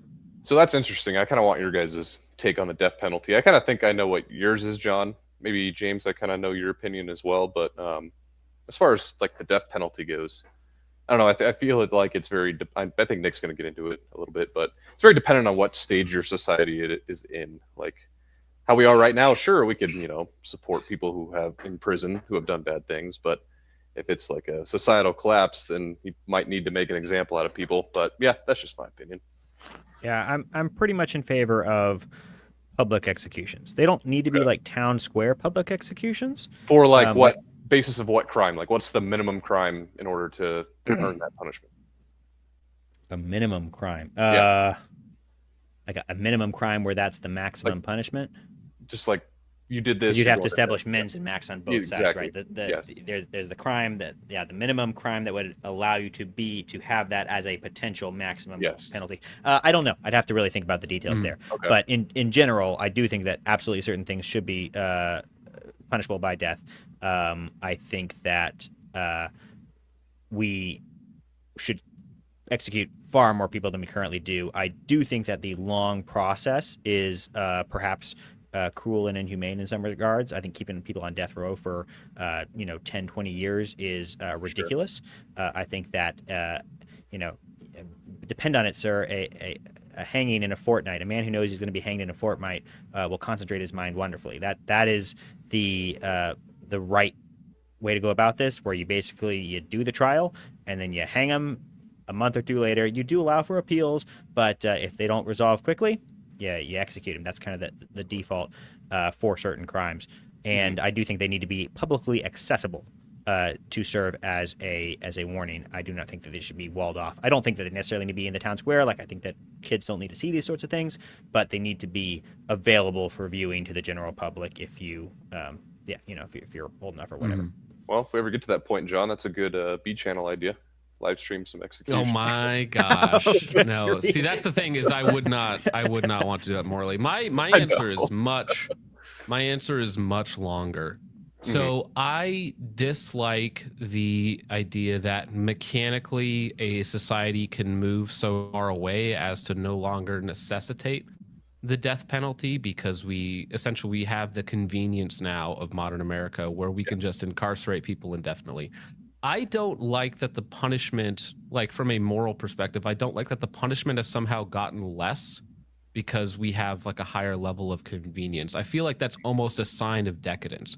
So I actually full-heartedly agree with the Catholic Church 100%, but it's just the Catholic Church from the first millennia, right? on the death penalty and on making it public as well. Yeah. My minimums are pretty simple. So it's going to have to be case-by-case basis, but murder is a possibility. Now, maybe not a crime of passion, Maybe there's some leeway in there for some murderers to escape the death penalty in very rare instances, right? Pedophilia should always be instant death penalty. That should just be first and foremost. Even things like rape, if it's combined with kidnapping for like weeks with torture, it's like, well, that's not murder, but you have done something so sadistic. I think rape, just in general, even if it's a crime of passion, but certainly if it's... I mean, okay, two people get drunk and somebody accuses somebody of rape, right? So even rape has to be a case-by-case basis, right? It can't be a standard. It can't, but like a gang rape. I think a gang rape of like 10 people who knew what they were doing. And we're not taking the liberal feminist definition of regrettable sex. Sex you the morning after didn't like. Obviously, it needs to be a very high level of proof. But I do think that justice is not a private matter. The reason why society cries for justice and needs justice, and God has given the state the authority to execute righteous justice, righteous judgment upon its subjects, right, is it does need to be public, because the reason why we're punishing these people in the first place is they have done some damage to us, the collective people, right? When somebody steals from a grocery store, they haven't just wronged the grocery store, but they've wronged everybody who has to suffer the consequences of that action, everyone in that supply chain, which is why we as a society can demand justice. So when it's murder, when it's pedophilia, when it's rape in certain cases, it should be public. Yeah. And I think that is, it is. It's just, this is the person that we, and it also makes us responsible for it. We can't hide from it. So that's why it has to be a very high bar. It's going to be done in the courtyard. You're going to watch it because it is justice. And it's also your responsibility. I think that was the point of public stonings, right? Because it wasn't only public, it was participatory. Yeah. Yeah. It's like, this is the justice you demand, do it. Yeah. Right? Because you have a lot of people that are like, oh, death penalty, death penalty, death penalty. It's all right. You put a gun in their hand. It's like, all right, go up there and do it. And they're like, well, no, of course I could never get my hands dirty. It's like, well, no, you are responsible for this. It is part of it. Right? There's a funny whitest kids you know skit about that. Yeah, no, I think I agree. Now, I'm curious about the rape and pedophilia side because I have heard an argument from the conservative side that you shouldn't do the death penalty for those specifically, or at least for, I guess, rape specifically, which would include all instances of pedophilia, because it takes away the incentive to not kill the victim. Now, I completely disagree with this line of reasoning. I don't think that it makes much sense. I don't think that it really holds up. But I'm curious what you guys would say about that. So it's a conservative argument who would otherwise, in terms of morality, would absolutely be okay with executing rapists, but practically thinks that actually creates more of an incentive for the murderer or for the rapist to then also commit murder because, it's like, well, what's worse than the death penalty? Might as well kill them. Right. And Once you set the evidence. Maximum, if they're fine with the maximum, then they're good with doing anything. Maybe just bring back torture and then that's a little bit, but even that's sadistic, right? Yeah, so I'm not pro torture. I'm not pro torture for I'm not pro penal torture. I am pro investigative torture. Not in the sense of the judicial system. I'm pro torture for terrorists who might have information. Hook says that's great. I am sadistic. Yeah, but I think the death penalty can be just, but it does have a insanely high requirement, and so it also comes with prison reforms, right? Because I want prisons to actually almost be run by the church. Right, because I feel like they should almost be... That's an interesting idea. They should almost be obviously very secure and reserved for people who need to be there. But the path out of prison should be like reshaping your life around monasteries handle God. Prisons. That's actually a pretty brilliant idea. You want somebody out of prison, you want them to be a good, productive member of society, and I don't know of a better mechanism of doing that than the church. Right? Very interesting. I doubt it would work, but it's an interesting idea. I mean, I'm pretty sure they did banish people to monasteries and make them charges of monasteries and places like that to do work, essentially, for them. So, I make them do charitable work for monasteries, for the church, What do they call it? The Knight's Guard in Game of Thrones? I forget the guys who go up and guard the wall. It's kind of the same idea. Maybe that's what we do with people that, as an alternative to the death penalties, you get to go... I don't know what the alternative to be would here, but yeah. Finish building the border wall. That'd be a good penal legions. Yeah. Go lay some bricks, dude. Yeah. His crimes. Work will set you free, or whatever that sentence was. By death. I think everybody else should be given the room. One, I do really worry about the killing of innocent people that are falsely convicted. Yeah, that's a huge part of it. But also, I think that people should be given a chance to repent. And I don't think those are necessarily our lives to take, even for the government. So I tend to be more, and maybe that's because I'm a political dissident, so I'm a little biased. Yeah. I tend to get anxious when I think about the government having license to freely kill people. That's going to be me. They do it anyway, I suppose, extrajudicially all the time. But no, I tend to be more against the death penalty than for it. At the foot of Mount Sinai. I think this is just an ad. Yeah, it's just an ad. It's an ad for his new book, I want to say. He has the hyphenated heresy. There it is. I think that the death penalty is not only permissible, but biblically speaking, I think that it's mandated. and I root that not just in the Decalogue, but the Noahic covenant, and if any man takes another man's life. Yeah, I don't know how you, as a Catholic, I don't know.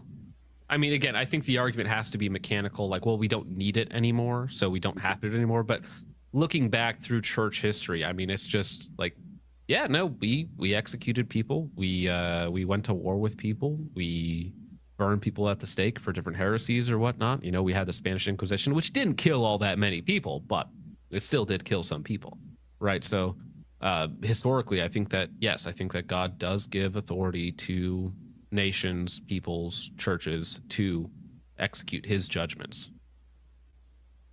Yes, but the Inquisition was bad. You know that, right?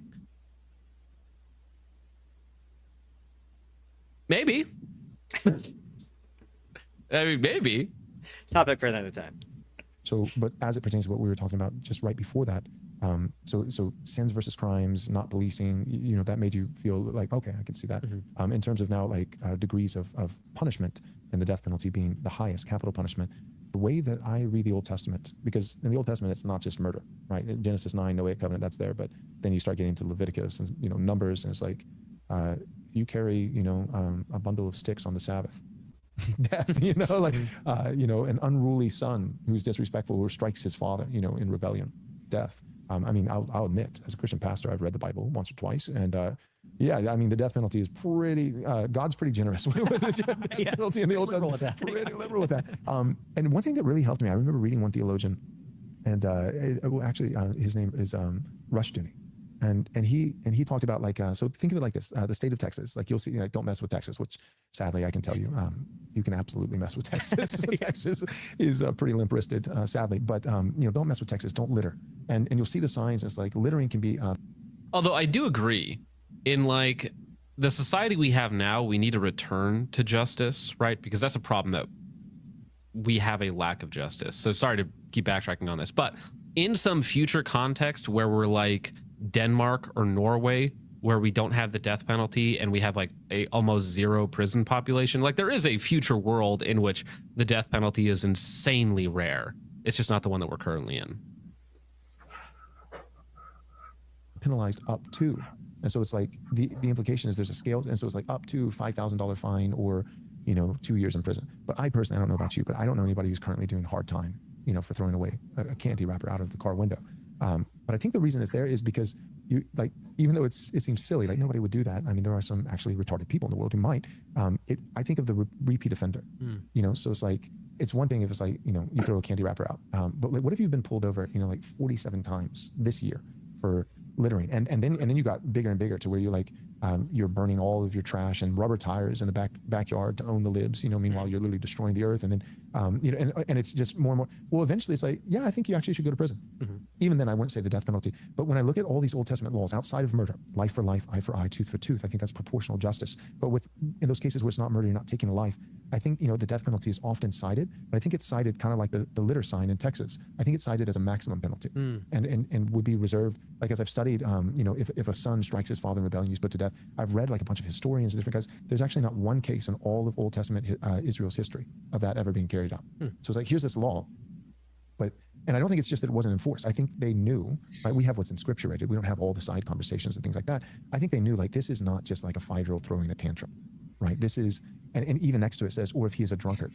It's not talking about a little kid. It's talking about a grown man with his elderly parents publicly shaming mom and dad with just debauchery and rebellion, and likely, I think we're meant to assume, repeat offender. He's been brought, you know, before the elders in Israel and told he needs to get in line, and he's just, there's zero restraint, and it's not just a personal insult like slap one cheek, turn the other, but he's violent, he's dangerous, he's a liability, he's criminal, and I think, yeah, that to the nth degree can go all the way up, although they never had to enforce it, but could theoretically go all the way up to death. That helps me, like when I think of homosexuals, for instance. It's like, Joel, so do you think all homosexuals should be stoned? It's like, well, bullets are little stones, you know, like that. You know, like, I don't think we have to pick up. But no, I'm being facetious. No, I don't. But I think that I think it's a sin.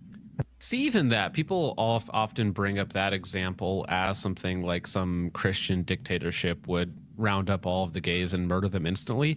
I think as soon as you stop pushing this stuff in public propaganda, in school propaganda, in secondary institutions, it just disappears. You know, it's one of those things that I think it's vastly overblown. Like even the trans population has like 10x'd over the last decade. And it's because it's pushed and it's allowed and it's accepted. And all we have to do is not do that, and it kind of goes away.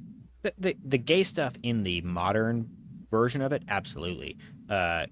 Gay people, at least gay men, I don't know that you're ever going to get, that to go away. Well, that's been a problem throughout the entirety of human history. That's right? What I'm saying. But you the get trans more stuff, of absolutely. It. That's going to completely go away. Yeah. I mean, the trans stuff usually, like even like Greek, Roman, it's like the last bit of decadence before the society collapses to the next thing, right? Very notable. 100 years ago, we had Weimar Germany, right? 100 years before that, you had, a couple other places throughout Europe and whatnot that were going through similar decadent issues. And I think it's this like rebellion against God. It's the last stage of rebellion against God before he sends in somebody or something to fix the problem. Oh, rebellion against reality is always a rebellion against God. Yeah. I think that it can become a crime. So it's one thing if it's two guys. That's how the whole slippery slope happened. They're like, oh, we just want the same rights as you. But yeah, but then you gave them an inch, and now it's like, hey, kids in the public library, sit in my lap as I'm dressed up as a drag queen, and we're gonna put porn in all of your books, and we're gonna yeah. So I think that or in New York, a gay pride parade with grown men with their genitalia hanging out in front of children on the sideline, okay, now we're talking about a crime. Right. And even then, I'm not saying immediately it has to, but a crime, some kind of penalty. And then are they so brazen they turn around next year and do it again, right. And do it again? What do you do if it's like the 10th year anniversary? They've been doing it for a decade running. Every single time you find them or you did it, eventually there has to be a harsher penalty. So that's, even that, I know a lot of our listeners would be like, that's hardcore, but I think it helps, honestly, because a lot of people will point to the Old Testament, God's punishment. They'll say he's severe, he's too harsh. I like fleshing this out, if nothing else, just to defend the character of God. Like God actually isn't harsh. He knew what he was doing. He knew what he was thinking. And there are conceivable, even in our modern society, there are conceivable situations. And our mind immediately goes again to the 5-year-old kid who said, Dad, I'm mad at you. That's not what the Old Testament was talking about. Any thoughts on that? Yeah, I think that's very helpful because I think there is, rightly so maybe, I think there is such an aversion to that in the public consciousness, the idea of an executioner swinging an axe because of, and you're Protestant because someone said a swear word. That's the kind of thing that people think. Right. And I can't help it, me being from a very liberal city like Chicago and even growing up in a suburb that was pretty liberal and permissive. I think, and as an American, there's just sort of a natural aversion to that. Yeah, there is. And to kind of an extremely punitive justice system. And I have to tell you, as a Christian, I don't come away from the gospel thinking that the state should be liberal with murder, should be liberal, let's say, with the death penalty. Yeah. I, with that being said, believe that people should be put in prison. There should be a lot more people in prison. And I've said before on my show, I think the prisons should be made more humane, because then we could put more people there for longer. The reason that we don't like prison a lot is because prison is like, you can die in prison. You get raped in prison. Right. It's inhumane in some ways. But I think that we should make them maybe more modern and nicer so we feel comfortable sending people there so that they can be rehabilitated. I do believe that we should have a society. Yeah, I mean, I do think that prison does need to be a rehabilitation center. It does need to train people to get back into society, but modern America. Yeah, no. Yeah, modern America is I don't even know if that's possible, right? Because for me, it's I just want the laws on the books enforced, which is going to quintuple the prison population overnight. And it's literally a holding pen for these people to die in, basically. That's what it would be, right?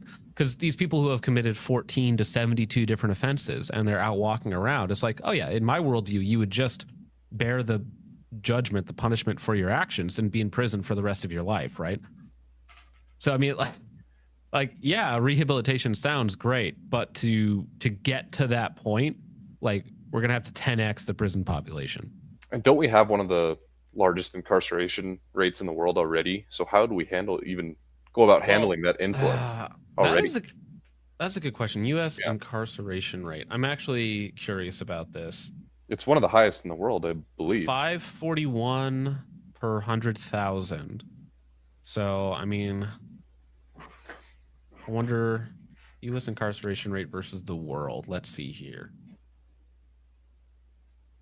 2025. All right. Number one is El Salvador, which is 1,700 per 100K. Sorry. So 1.5% of people are in prison in El Salvador. Wow. Now, we are number 5. Okay. But we're not that far off some other countries. So we're within 0.2% of a few East Asian countries. Lots of African countries are right around that same rate. We are number 5. I feel like a lot of the criminal actions going on right now could probably just be solved by deportation as well. So that's that too. I mean, I want to say it was El Salvador. Prison crime rate drop. They literally 5x their prison population and drop. Yeah, okay. So they decided to, in 2023, they incarcerated an additional 75,000 people, which is a large segment of their population. And within a year, the homicide rate had dropped 70%. So yes, you can actually just arrest your way to a lowered crime society. You can actually just do that. Fun fact, if you put criminals in jails, they stop committing crimes. That's forgiving. But I also agree that what you're describing, I don't think anybody has a problem with in principle, which is that people that cannot get along in society should be removed from society, whether that's put in a box forever or whether they get the death penalty. Or banishment. Or ostracism, banishment, exile, anything like that. And it is helpful to think of the worst case scenario. Because I think you strike me as a warm-hearted person. I'm a warm-hearted person. I don't think that society should be looking to inflict punishment on people. However, evil exists. And it is instructive to think of the worst case examples. Like as a Catholic, I think of Satanists who will go and steal one of the blessed hosts. They'll go and steal the bread during the Mass and use it in a black Mass or to desecrate it. And someone who is doing that, I think, should get the death penalty because that is the body of Christ. So, maybe coming at it from a different point of view. Different point. I can understand it. But I do appreciate. See, that's an interesting point there, and that's kind of an interesting caveat to his anti-death penalty state. And it kind of makes sense from a Christian paradigm. Like, what would be the opposite of Christian morality? Well, it's satanic. It's like, so does any sort of actual, not just some cringe atheist, satanic person or a Satanist, right? Where it's just they believe in themselves essentially, but an actual satanic practice, should that have the highest punishment, the highest level of ostracism, the highest level of stigmatization in a Christian society? Like somebody who's actually satanic, like actually the opposite of Christianity. I don't know. I mean, I would think so if you are basing your laws on Christian morality and you are, affirming that you are a Christian nation. I guess I don't see any issue with that.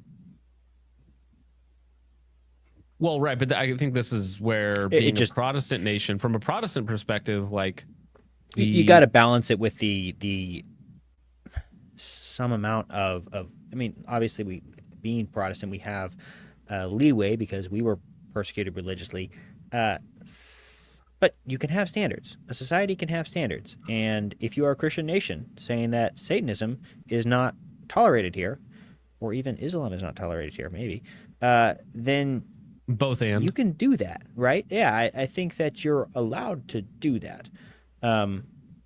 Exactly what the standards are and where you set the line. Mm-hmm. That's a debate to be had. Maybe this is more my question. Okay, so stealing a blessed host to do a sacrilegious satanic ceremony with it, death penalty, murder a family, not the death penalty, right? Which, I mean, I get where he's coming from a Catholic, because you're desecrating the body of God, right? The body of Christ. So, but from a Protestant perspective, or if you have a purely symbolic view of the Eucharist, right, you would have a totally different system of ethics in regard to what that actually is, mechanically, if that makes sense. Well, I think the system of ethics would probably come down to majority rule, I would think, as far as religions. And I mean, America's 40% Protestant and 20% Catholic. So, I mean, there's a fifth majority in there that would probably fight for something like that. Yeah. Mm-hmm. But I don't know. It's very, very nuanced. It's hard to kind of picture that reality in your head. I don't know. Appreciate that. Although we have different views on the sacraments, I do appreciate that, because that's not the Satanist physically hurting any person, neighbor. but that's actually a desecration of God, according to the Catholic view. So that would be a first table, like love the Lord. Right. And I appreciate that, because even among Protestants, like I've gotten a lot of pushback. A lot of Protestants who are like devout in love the Lord and want to see America be a Christian nation. There's just something in their American DNA, when I would argue modern American, because America wasn't actually always this way. America had, we had blue laws, Sabbath laws, we had blasphemy laws, right? So it's not even just once upon a time in Israel. No, it's like, but always at the subsidiary recently, level, and it's been done here. Right. It actually is American. Actually is. Hasn't been for a little while, but actually is. But yet, what I'm saying is that a lot of these Protestants who really love God, I'm not questioning that, and really want the country to be Christian, they still anything within the first table. So they would differ from you. They'd be like, yeah, murder is capital punishment. But the example that you gave, like something that's exclusively only a blaspheming the church, blaspheming Christ, they would say, well, yeah, that's really bad, and that should be frowned upon. But the state has no business enforcing any kind of moral law of God within the first table of the law. Love the Lord your God. Don't make any graven images. Don't take his name in vain. Remember the Sabbath. And the fact that you actually have like a case study that would fall in that category is based. I like it. Good. So, well, yeah, because that's something that can never be excused or pardoned with good intent. Nobody would accidentally, that is so intentional and so malicious. Nobody would accidentally conspire to take the Blessed Sacrament and desecrate it in an evil ritual by accident or with good intent, or that's just evil. Yeah, I can see a couple Protestants doing that. Yeah, I suppose. Just because they're like, how dare you? You're extremely anti-Catholic, sure. Yeah. So I could understand that in some cases. I just think it's also important to preserve, like, let's be honest, and I agree with you, 60 years ago, we had some very intense laws on the books about sodomy, about race mixing, about blasphemy. Pornography was effectively illegal for a long time. There was a case with Larry Flint, which is what made it more permissive. And I think that we've clearly just gone way too far in the opposite direction. Yes. I don't want to go back to the Middle Ages. I don't even necessarily want to go back to the 1800s. But I think that we have definitely just gone so far in the opposite direction where anyone can recognize, you go into the city square and it's nudity, weed, public intoxication, public displays of affection. And by that, I mean, in some cases, people are having sex openly in public. People are naked protesting in Portland. And this is not a decent society we want to live in. And I agree that once it crosses into scandalizing others, children, it's offending other people, trespassing on the commons, I think that does then become subject to the law. Yeah. And I like what you said even about that slippery slope. They talk about the privacy of their own homes. It's sort of paradoxical because they were never arguing for discretion. They were never arguing for let us be private. It was always, and whether it was homosexuals or anything for that matter, they wanted to bring it out into the public. Correct. And for it to be tolerated, openly acknowledged. And so it's sort of strange because that's the argument people always use is, well, what about privacy? I don't think anyone has a problem with discretion and privacy. They have a problem with what it is now, which is loud and proud, public, vulgar for the sake of it, transgressive and offensive, provocative for the sake of it. And why would a decent society tolerate that? And predatory.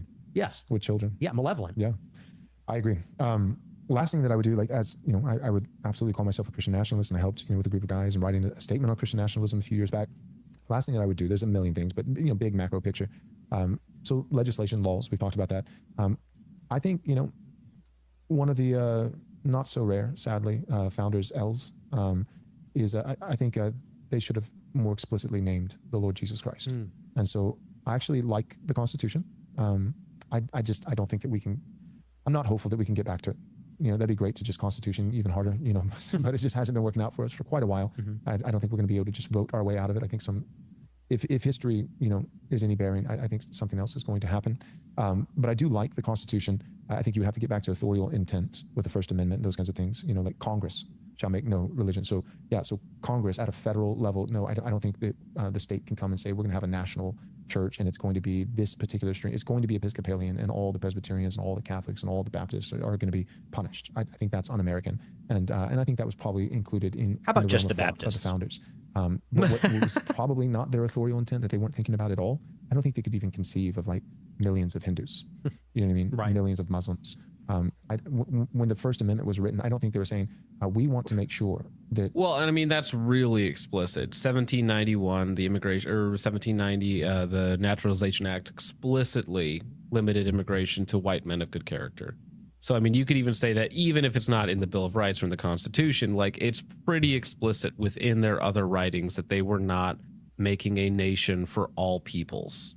They were exclusionary in their earliest writings and in our earliest laws. I don't know that one law that's more specific, that you could extrapolate that statement. That seems a little bit far, because we did allow other groups to come in for different reasons, and we imported a lot of them for other reasons. Right, but not as citizens, though. Yeah, not as citizens. We did bring them here, but not as citizens, right? Some of them were citizens. Different. Some of them were citizens. The first person to own slaves in America, the first document, I believe, was a black person. That would have been a citizen. Well, it's important to remember that. So I think you're extrapolating a little bit much. It wasn't just this was a hegemony of like all blacks were slaves. Like we bought blacks from blacks. Like blacks had sovereign nations. We just worked with them to buy other slaves, like because they were enslaving their own, and then we bought them from other blacks in Africa in a lot of cases, right?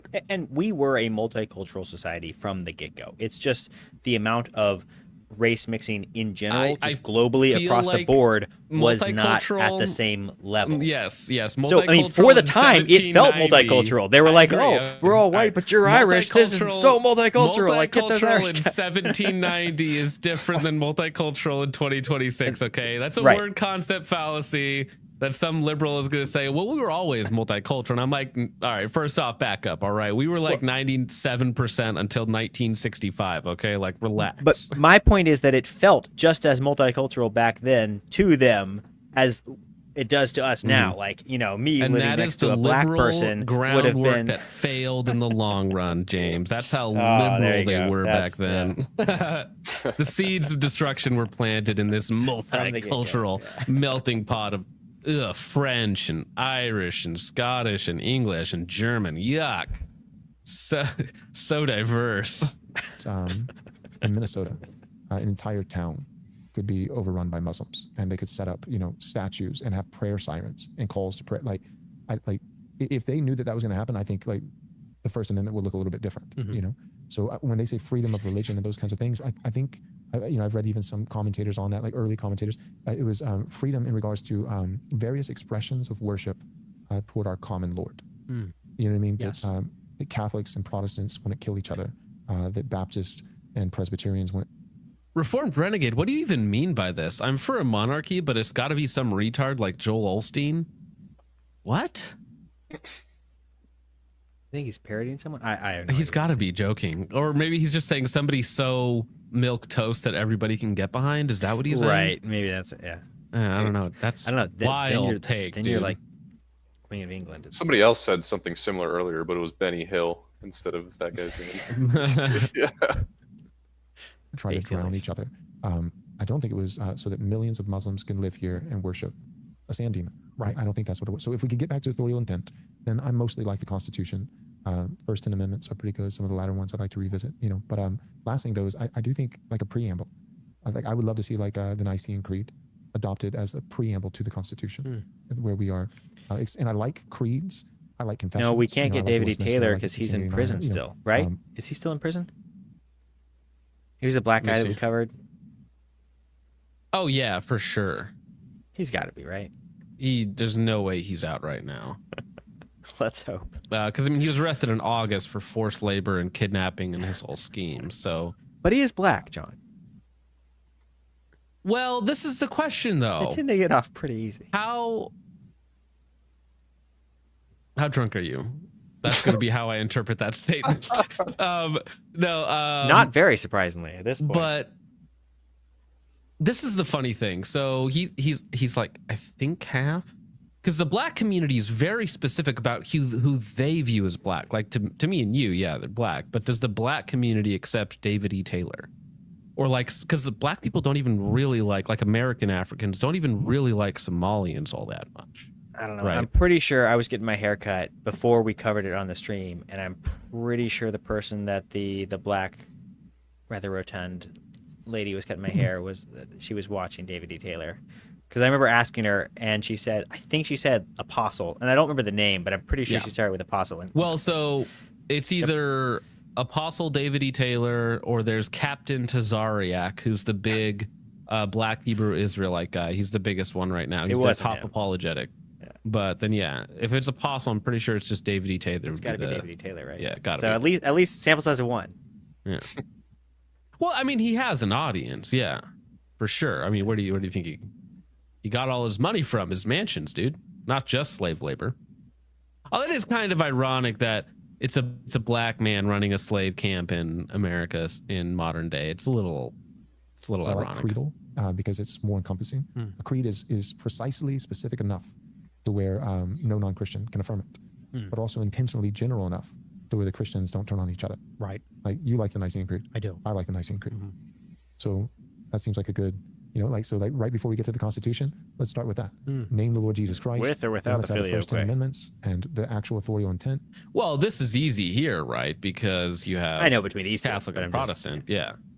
I guess Well, but even to extrapolate their principle, you'd have to leave it out, right? The Pope would be fine with leaving it out, though, right? Because the Pope has said that you can recite it without the filioque because it's there in intent, if not in word, right? Because, like, what was it? Not just a couple months ago, last year, but I mean, just a couple months ago when he was in Nicaea with the Greek patriarchs and all the other guys, they did it without. Yeah, he's done it several times. I mean, it's been done several times like that in official circumstances. Let's maybe get rid of a few of the latter ones or amend them. And, and then let's actually legislate not a deep police state, but with gradations and using prudence and also compassion and recognizing that the first table of the law, actually some of those things are not just sins, but crimes. And then other things are just sins and the state has no business in it. And by God, we could have our home again. It'd be really nice. So that's, to me, Christian nationalism, America first. Can you talk to us about that? Yes. I call myself America first because when we talk about who we are, what is our grouping, people tend to say we're conservative or right wing. Right.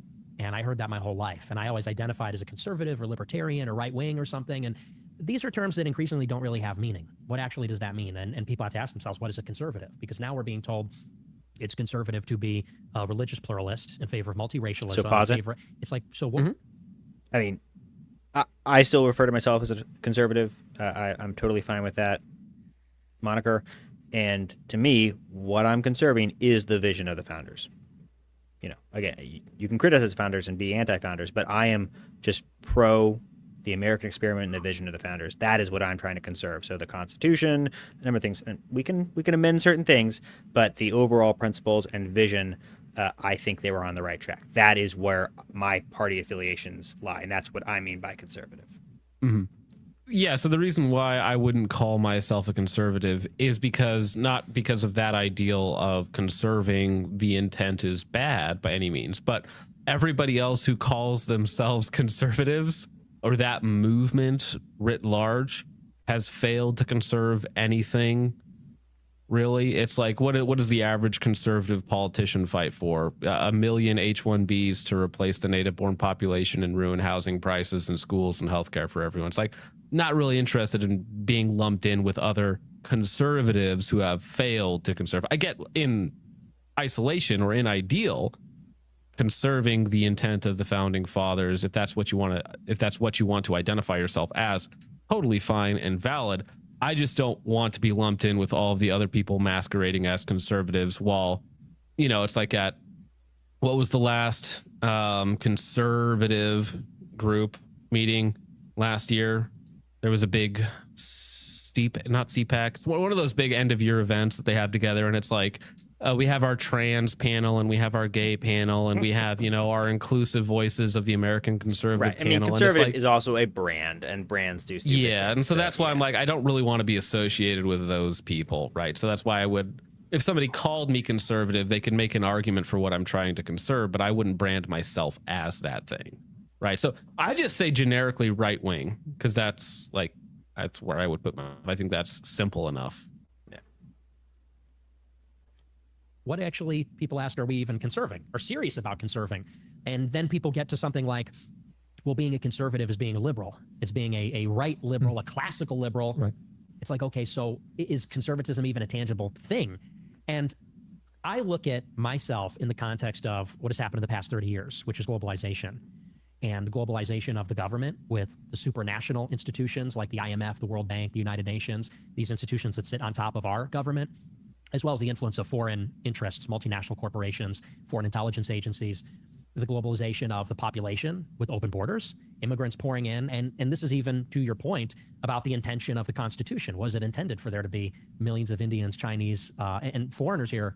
The answer is no. We're becoming globalized in terms of the demographics and the globalization of the economy through free trade, which is the interdependence of the United States with China, Mexico, Canada, these supply chains which make us dependent on other countries. And so it's in the context of globalization that I don't feel like a conservative, where they're preoccupied with limiting the size of government or vague appeals to family values, which become more vague and generic all the time. You could say that 20 years ago, to be conservative was to be Christian. Now in 2025, if you ask Turning Point USA, they say it's ethical monotheism.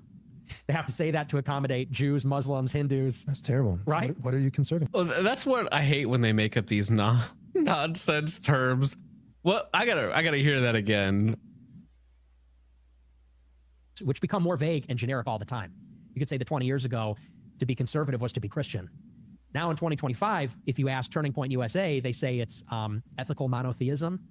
They have to say that to accommodate Jews, Muslims, Hindus. That's terrible. Right? What are you conserving? It's like arguably 100 years ago, maybe it was Presbyterian or Episcopalian, like a very American denomination. Then it became like, well, we're one nation under God, Christian God. Now it's like ethical monotheism. I wonder what it'll be like in 100 years when we have like polytheism and pagans. It'll just be like all they'd be like deists or something. Right, yeah. And so anyway, I look at conservatives as basically they're just not speaking the same language anymore. It doesn't seem to have a hard definition. It doesn't seem to have answers for the actual problems affecting real Americans. I said, so my real ideology, which is something I was searching for in 2016 when Trump was elected, when Trump ran in 16, he didn't say I'm the most conservative. He didn't say I'm the most right wing or the most Republican. He said I'm America first. Right. He said this is about globalism and nationalism, not liberals and conservatives, Democrats and Republicans. It's about globalists, internationalists, and nationalists, people that want to put the American people first. And in his inaugural, that's where I got the name of my show. And just funny story, when I started my show with Right Side Broadcasting Network, they asked me what I wanted to call the show. And my first instinct was the Nicholas J. Fuentes Show. And they said, well, that's too long. No one knows who you are. No one knows your name. I was like, okay. They said, so you need something shorter, something different. And I really had no idea. A month later, Trump gave his inaugural. And in the inaugural, he said, a new vision will govern our land. It's going. I don't know if this is me just interpreting that some way, but I feel like people who name the show after themselves, like there's something just a little bit narcissistic about that when they try and make the whole thing about their own name, right? Especially when nobody knows you. Nobody, like you're not anybody at this point in time. I don't know. Maybe it's just me. It seems a little silly, a little narcissistic to name your own show after yourself. To be only America first. Yeah. And I heard that and I said, that's it. Like that. And it's because that really encapsulates who we are. When I say we and like our kind of people and they, the people that are against us, it's those that that have a sense of American identity, that it's about the American people and their history, their heritage, going all the way back even before the founding, before the settlement of the North American continent, where we come from, who we really are, and putting that first, that's the priority, explicitly identifying as Americans. Then even, what was the point of the border wall? Yes, it's to keep foreigners out. But I thought it was bigger than that. It was a tangible representation that said, this is America. That is the rest of the world. It gave us definition in a physical way. And I said, that's who I am. I'm America first. And that's something that Ben Shapiro could not claim. Right. The Democrats could not claim. You could even say the capitalist class. By those, not to sound communist, but the wealthy, the owners, the people that own the multinational corporations, and they live everywhere. You know, they have houses in Europe and Asia and America. They do business everywhere. They could not even call themselves America first. So whether it's typically you think it's conservative and liberals, you know, and conservative over here, it's free trade, capitalism, you know, like, and so, you know, or like a Ben Shapiro type, you know, like, oh, he's one of us. And those were kind of the dividing lines. And we're like, how come things just keep getting worse? And worse? Like, it's like, it's ping pong, but like both sides are really just two sides of the same coin. And you're right. Trump really, in a lot of ways, said like, the reason we keep losing is because both teams are against you.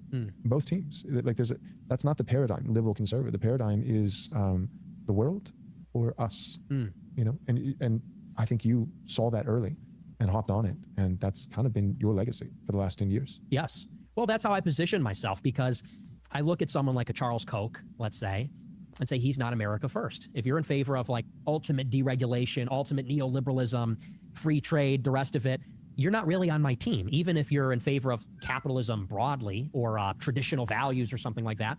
And the same goes for Shapiro or Soros. It was really just about properly setting people on the right sides of the issue.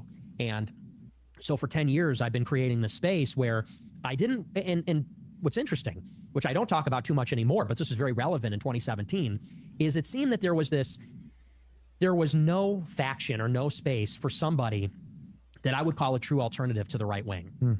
You had the term alt-right, which was extremely popular in 2016. And yes, the alternative right that was so alternative, they forgot to be right. That label went through a lot of changes. In 2016, to be alt-right meant that you weren't an establishment Republican. Because in 2015, right up until Trump announced, you really had Bush Republicanism, Bush conservatism. And that's just what there was. Individual responsibility, small government, free markets. Like, that's what it was to be right. Even the wars to be right wing. Trump comes along and says, I'm a nationalist, not a global. I mean, there was a lot of right wing criticism for the Bush era of conservatism. Pretty much everyone felt like, I think the more predominant, the people that would call themselves conservatives would say they were like Reagan conservatives, and they would push back on the liberal tendencies within the Bush administration. That was certainly, you know, this is sort of when I was first becoming aware of politics. This is pretty early in my life, but that was certainly the vibe that I got just talking to my, you know, Republican friends. Right. And so that's the thing, that I'm not well versed in like pre-2016 politics at all. Right. I haven't read a lot. I wasn't around. I wasn't paying attention. I didn't care at all. But even when you say like Reagan era conservatives, I find that almost a contradiction in terms, because like Reagan, who gave us, you know, amnesty for illegal aliens, and who gave us the 1984. He was a product of his time. You have to understand. I know, but it's just like, okay, that if that's conservative, dude, I gotta back off the train, man. Right. I gotta jump off this. It's all relative. It's compared to what he was, you know, up against, and the malaise that we were coming out of with Nixon, or not Nixon, with Carter. But yeah, this is actually quite true. I think Nick is just too young to really know kind of what the vibe was before Trump. And maybe he was politically active. I don't know, but he is pretty young, right? What is he? He's younger than me. He's 4 years younger than me at least. Yeah. 29 or 28, one of those. Yeah. So. And you just get this flood of new ideas. You get the French New Right. You get the perennialists like Evola. You get white nationalists, white identitarians, race realists, Holocaust. It just reminded me of a great Norm joke where when Trump was first elected, Norm Macdonald is talking about how he thinks this is a great moment because of how inspirational it'll be for all of the young white kids who have never known anything but a black president. Now they can see. True, dude. Dude, how old was I when Obama got elected? When I was 13 years old or something like that. I remember talking about it in youth group, of all things, because our youth pastor was like a little bit of a liberal. And I was just like, oh, my parents are upset. I don't know why, but all I know is Obama's president. We lost, dog. Yeah, Nick is 27. 27, yeah. That's older than what I thought. Okay. Revisionists, anti-Semites. You get all these other people that were right-wing, like they were anti-left, but they didn't fit that old mold of conservatism. And so people said, this is the alternative right. This is an alternative to what we're getting. And Trump wins the election. And after the election, alt-right became something very specific. And it really meant like anti-American, anti-Christian, because it was a lot of racialists, pure racialists, that said it's not about America, it's about whites. Right. Or people that were against Christianity because they saw Christianity's left wing. They from see like a Nietzschean. Like a Jewish psyop to weaken the West through like a toxic compassion to eradicate white people. Yes, and they see wokeness and leftism as proceeding from Christianity, Marxism proceeding from Christianity. And they identified with like the pagan New Right in Europe, or they identified with even some like atheistic or secular versions of the right wing. And so I kind of came to realize in 2017, as Trump drifted back towards the establishment, there was really no space for something that I saw this vision so clearly, like a George Washington national identity, pro-America, identifying America with its European identity, identifying America with its Christian heritage, being very far-right, anti-foreign wars, right-wing on the economy, but not in favor of total international trade, total free trade, and things like that. And I said that this is where I think actually most people are. I think that people want to say Merry Christmas. Yeah. They want jobs. They don't want immigrants. They don't really care what the size of government is as long as it's efficacious and doing the things they want it to do well. They don't want to fight in wars. I said, like, this is where the country is. So that was my message basically from 2017. And you blew up into the stratosphere. Yeah, it's pretty impressive. What do you, the whole time you were talking, you like Pat Buchanan, right? Yes. Yeah, me too. But every Pat Buchanan has his Buckley to come and subvert and lie. Now, I'm not familiar with Buchanan. James, are you well read? Not well read, no. Probably more so with Buckley than Buchanan. So I'm curious. So I was not when I was listening to this, I was not aware of the dichotomy between the two. Like, because I've heard of like Pat Buchanan, read his book, it's going to perfectly predict everything that's going on right now. But that being said, I've never read it, of course. But apparently there was the anti-Buchanan, which is this Buckley character. Buckley is largely the architect of the modern conservative movement that combines libertarianism and the Christian right and sort of these the neocons. It's like, I think Buckley conservatism is sort of this amalgamation to get a larger tent so that we could win elections. And slander, which that's, National Review, and I think and people still say like it's a point of pride, like it's a good thing to be Buckley. And he was even, from my reading, he was even questioned, later on in life, like, do you really think that Pat is an anti-Semite? And he was like, no. No.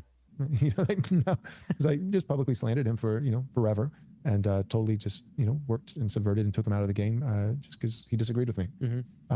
You seem to be a Buchanan of sorts. Who are some of the Buckleys? Who are some of the guys who have really, over the last 10 years, thinking back, not just today, because it's easy to think of what's fresh, but who are some of the guys like early on who you feel like they saw what you're doing, maybe had an inkling of what it could become, and were like, we've got to stop it? It was Shapiro. Without a doubt, he was the #1 op. And people don't realize, but in those days, Shapiro was worshipped. He was the guy. And that's before anyone was. I hate the degradation of language. Jewish stuff, Israel stuff. People weren't seeing it back then. And so they just looked at him as like a debate bro. Maybe they didn't even really know he was Jewish or even what that meant. They didn't really know the context with Israel. And so they looked at him as It took me a long time to realize that Ben Shapiro was Jewish. He hides his yarmulke pretty well. It blends in with his hair. And so I watched him for like a year or two, just assuming he was like a Christian dude before I realized that he was Jewish. This is like way back in the day. But yeah, when he was just coming onto the scene. It's because it's grown over the years, okay? As he accumulates more wealth and power, it grows larger and larger, and he can't hide it anymore. So that is so funny. When you only see him from one angle, Straight on.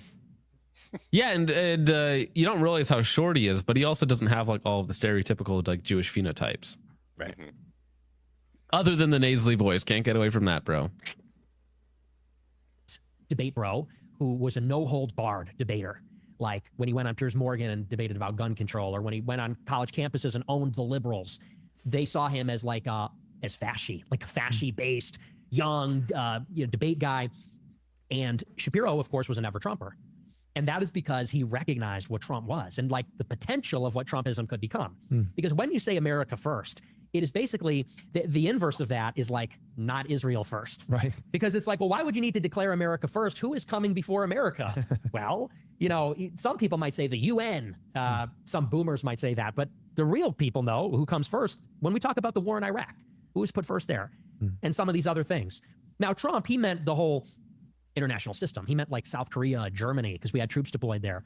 He meant even these companies benefiting from offshoring the jobs or free trade agreements or things like that. Come to find out now with hindsight, Trump meant America first over everything, maybe except for Israel. Yes, right, literally. Yeah. And so, Shapiro, it's sort of ironic, like me and Shapiro in like a weird horseshoe kind.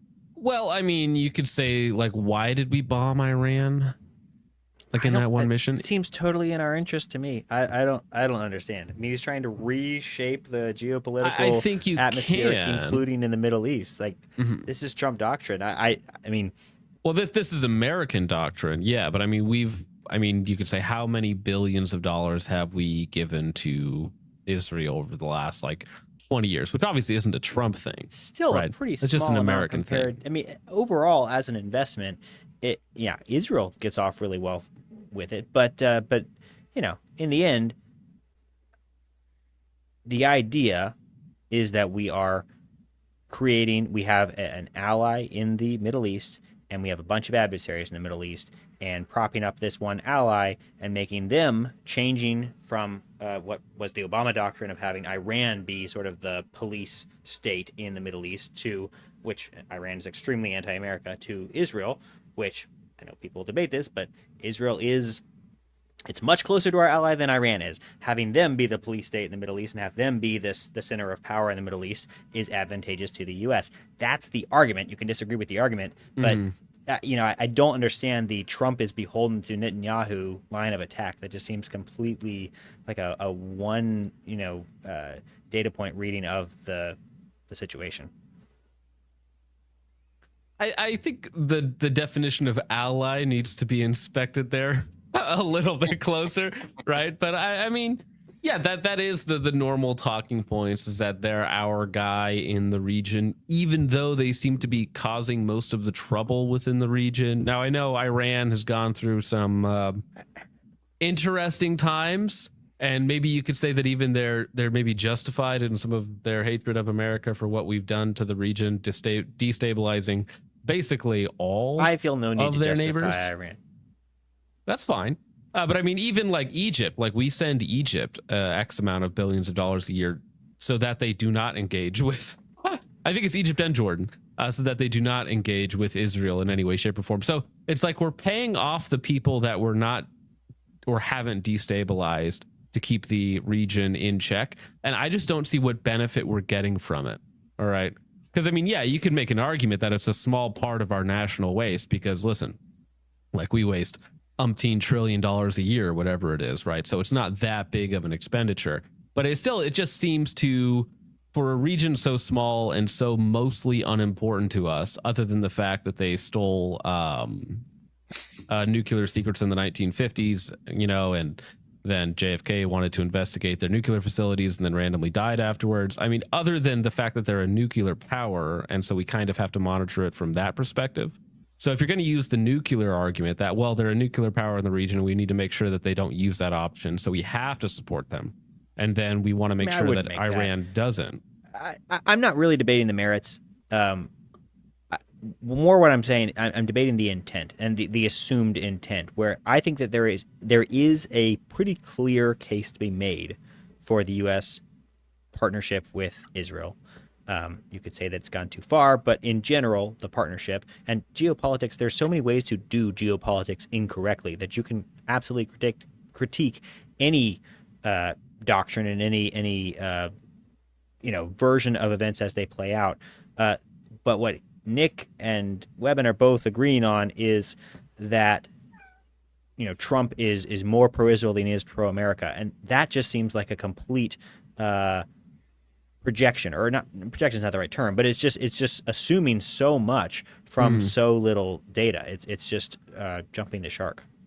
Maybe, but I mean, you could say like, well, we fund their defense system, we fund their border protection, their immigration system. Why can't we have that here? Because like if I told somebody, oh yeah, I just want Israel's immigration system. I just want their policy for all of these different things, right? I just want their level of border security. They'll be like, oh, well, I mean, we don't really need that here in America. And I'll be like, well, no, I just want what we're giving to another nation, because it seems like you're prioritizing this other nation's security over our own, right? So I think you could put a lot make of money into our security as well. We still have the best military in the world, right, as was just demonstrated a couple days ago. We do, but we don't have their immigration policy or their border defense or border security policy either. This is where political capital is an actual thing. It's not as big of a thing as some people like to pretend that it is, but there is a challenge when you're running a democracy or a democratic republic, something where the leaders are accountable to the people, and half the country is still batshit crazy. So we can't do everything that we would like to do and stay in power. We have to tiptoe around certain things, and just because Trump hasn't gone as far as we would like, that doesn't mean taco. That doesn't mean that Trump always chickens out. Trump has actually done a lot of things that no one thought that he would do, and he's done much more than most people, than anyone else has done in regard to a number of different categories. So it's just realpolitik. It's not going to be perfect. Well, actually, this is funny. So this is true, though. I'll just take Benjamin Netanyahu's position on it. Trump is actually the top Jew of 2025. Did you see that? No, I didn't see that. He won. It's the only time a non-Israeli has won this award, but it's like the Israeli National Award or something like that. But Bibi presented it to Trump in 2025. So it's the first time that a non-Israeli has won the award, and it was Trump in 2025. Yeah, something like that. I forget the name of it, funny. But it's probably something very offensive. But that's so yeah, I think. Yeah. So according to Bibi, Trump is Israel's #1 fan. Okay, so according to the president of Israel, he's their top guy. So I'll just take his word on it.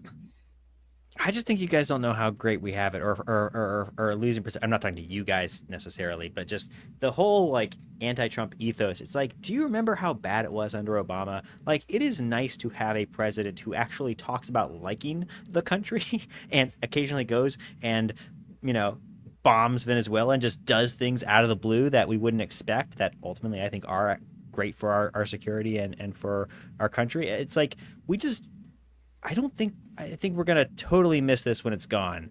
And so many people are failing to enjoy it while it's here. Also, he's hilarious. He's the funniest president we've had, including Reagan. And Reagan was very funny, but Trump is funny in a much less scripted way. Reagan had a book full of jokes that he would rehearse and then use in his speeches, and they were you could tell that they were very much canned, and that's okay. I mean, it's okay to have prepared remarks, and they were funny jokes. They really are funny. They hold up. You can watch a supercut of Reagan jokes, and they're quite funny. It's almost like listening to an supercut. When the balloon popped and he was like, "Missed me." That was pretty. That was a good one. Good line. But Trump again, I think that there are charismatic elements of Trump that everybody likes, that everybody loved in 2016. Sure. But I think that we've kind of seen beyond that a little bit. I like the economic policy. I like some of the rhetoric for sure. It's funny.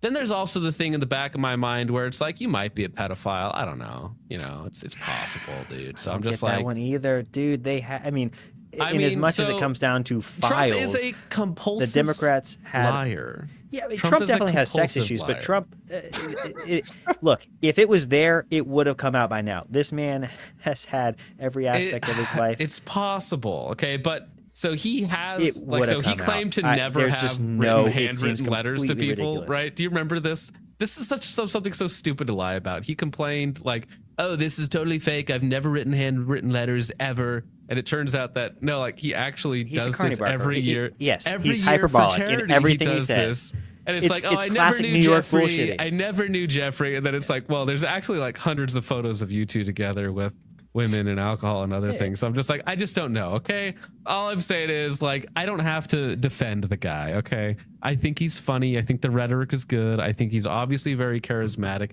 He's an old man who, at the end of the day, was not enough to save America in a meaningful way, and I think that's what people are kind of blackpilling on. He's not the guy, man. It's too early to make that call, though. I mean, too early. You're saying bro. He was not enough to save America. We're 10 years post 2016, and I mean, we're not going to get the deportations. Final term. We're not. Yeah. You don't know that America's done for. That's the black pill talking, but you don't have the data to support that claim yet. Give us 20 years, and then maybe you'll be right. I don't know that the sun is going to rise tomorrow. I don't have epistemic don't know that certitude. You can yell against it all you want. All right, it is inevitable, James. James is out there like preaching on his porch at midnight. He's like, we don't know yet that the sun is going to rise tomorrow. You don't know that. It's fine. It's fine. Well, hey, how much longer do you guys want to go on this? How much is left? Oh, well, we're almost done actually. So never mind. Fine. If I remember. And by the way, this is Redoubt for the next 10 weeks anyway. So that's right. Fair point. Right. Fair point. Kidding. I'm pretty sure it's just an ad towards the end as well. So there's so I think there's only like 6 minutes left. Both saw what Trumpism really was. Right. No one else saw it. No one else and people were arguing back then, like, is Trump a Nazi? No, he's not. He hires black people. He's pro-Israel. But like me and Shapiro both heard the signal through the noise. We understood kind of the significance of what was implied, which is he's planting a seed here where if you're not kind of brainwashing the boomers by telling them who's a true conservative and who's not conservative, if you cut to the chase and say, we say Merry Christmas here. This is America. We're building walls to keep people out, and we're nationalist. And Trump, in particular, is always talking about the American story. Pioneers, the explorers, the settlers, the industrialists. He's quoting Napoleon. Yes. Pretty cool. Quoted Mussolini. Yeah, oh, did he? Remember that? I missed that one, no. He said in the campaign, he said, he tweeted, That's the other thing about "Better Trump. to I live do one remember day that. as a lion than 100 Trump as a sheep." loves the country, and Trump actually likes and enjoys the ordinary American. I mean, from all the clips of interactions that I've seen, you know, I'm not a perfect judge of a character, but Maybe that's the I'm too impression cynical, I but, get. Yeah, I don't know. I think you're too cynical. I don't know. Maybe I'm too cynical about that. I just don't know how much, you know, golf Trump playing around with his other billionaire buddy really cares about the average American experience all that much. You know, I don't feel like, correct me if I'm wrong, but I don't know if he's ever actually worked a job in his life what we would consider like blue collar or physical in any way, shape, or form. I don't think you have to. I mean, I don't know. Just compare Trump. I feel like working with your hands does separate you. Like, not that having an aristocracy is bad or even doesn't make you fit to lead, because it does. I do think that there is kind of an elite class that almost has a prerogative to lead because they've had the time, the training, the leadership experience, right? It doesn't need to be some blue collar guy, right? That's the leader. But I'm just saying that still kind of separates you from the everyman. In the same way that military service separates you, whereas, like, you know, back in the day, we used to only hire, right, which Trump famously done, right? Yeah. Again, it's just like, I don't really care that he dodged military service in Vietnam. I think a lot of people did for moral reasons, for selfish reasons, whatever it might be, right? But I mean, it's pretty objective that he did that, though. Sure. Yeah, I have no issue with that. I mean, no objection to that claim. But yeah, but it's like these are things that, yes, it would be nice to have, and they probably would inform him. But the fact that he is a billionaire, you know, former playboy, maybe still playboy, I don't know. I feel like 80 years old, dude. I hope he's slowed down a little bit. I think he's slowed down. And again, if he was doing other stuff, it would come out that this man is there's plenty of leaks and plenty of hatred to go around. If anyone wants to bring up dirt about Trump, it'll be accepted with open arms, and you'll get all kinds of book deals. So, you know, the very fact that he still genuinely seems to enjoy the average American person, even if he can't totally relate to it. Like, I'm not saying that he knows the price of milk or eggs, but the fact that he has he ever seems bought to actually, milk or eggs? Maybe not. Hell no, he hasn't. But again, that's not a prerequisite to actually know. liking Americans, and I think that he does. But what does he mean by Americans? Does he mean his millionaire buddies that he hangs around with, or does he mean? No, I'm like talking about the average person. Like, I think he genuinely... Has he ever even met one? Talked to one? I mean, of he's course, a politician. I'm sure, yes, he has. Yes, I'm sure he has, and he's worked with contractors his entire life. I mean, he grew up in real estate, making money, doing that sort of thing. But I mean, even then, dude, the New York real estate market is such a tiny little sliver of Americana, right? And it's so much, you know. It's like, can you identify with the average Midwestern farmer or the coastal, you know, dock worker? It's like, man, I don't know about that, you know. I hope that he likes us, but again, I wouldn't be sure. I don't have existential certitude that he likes us.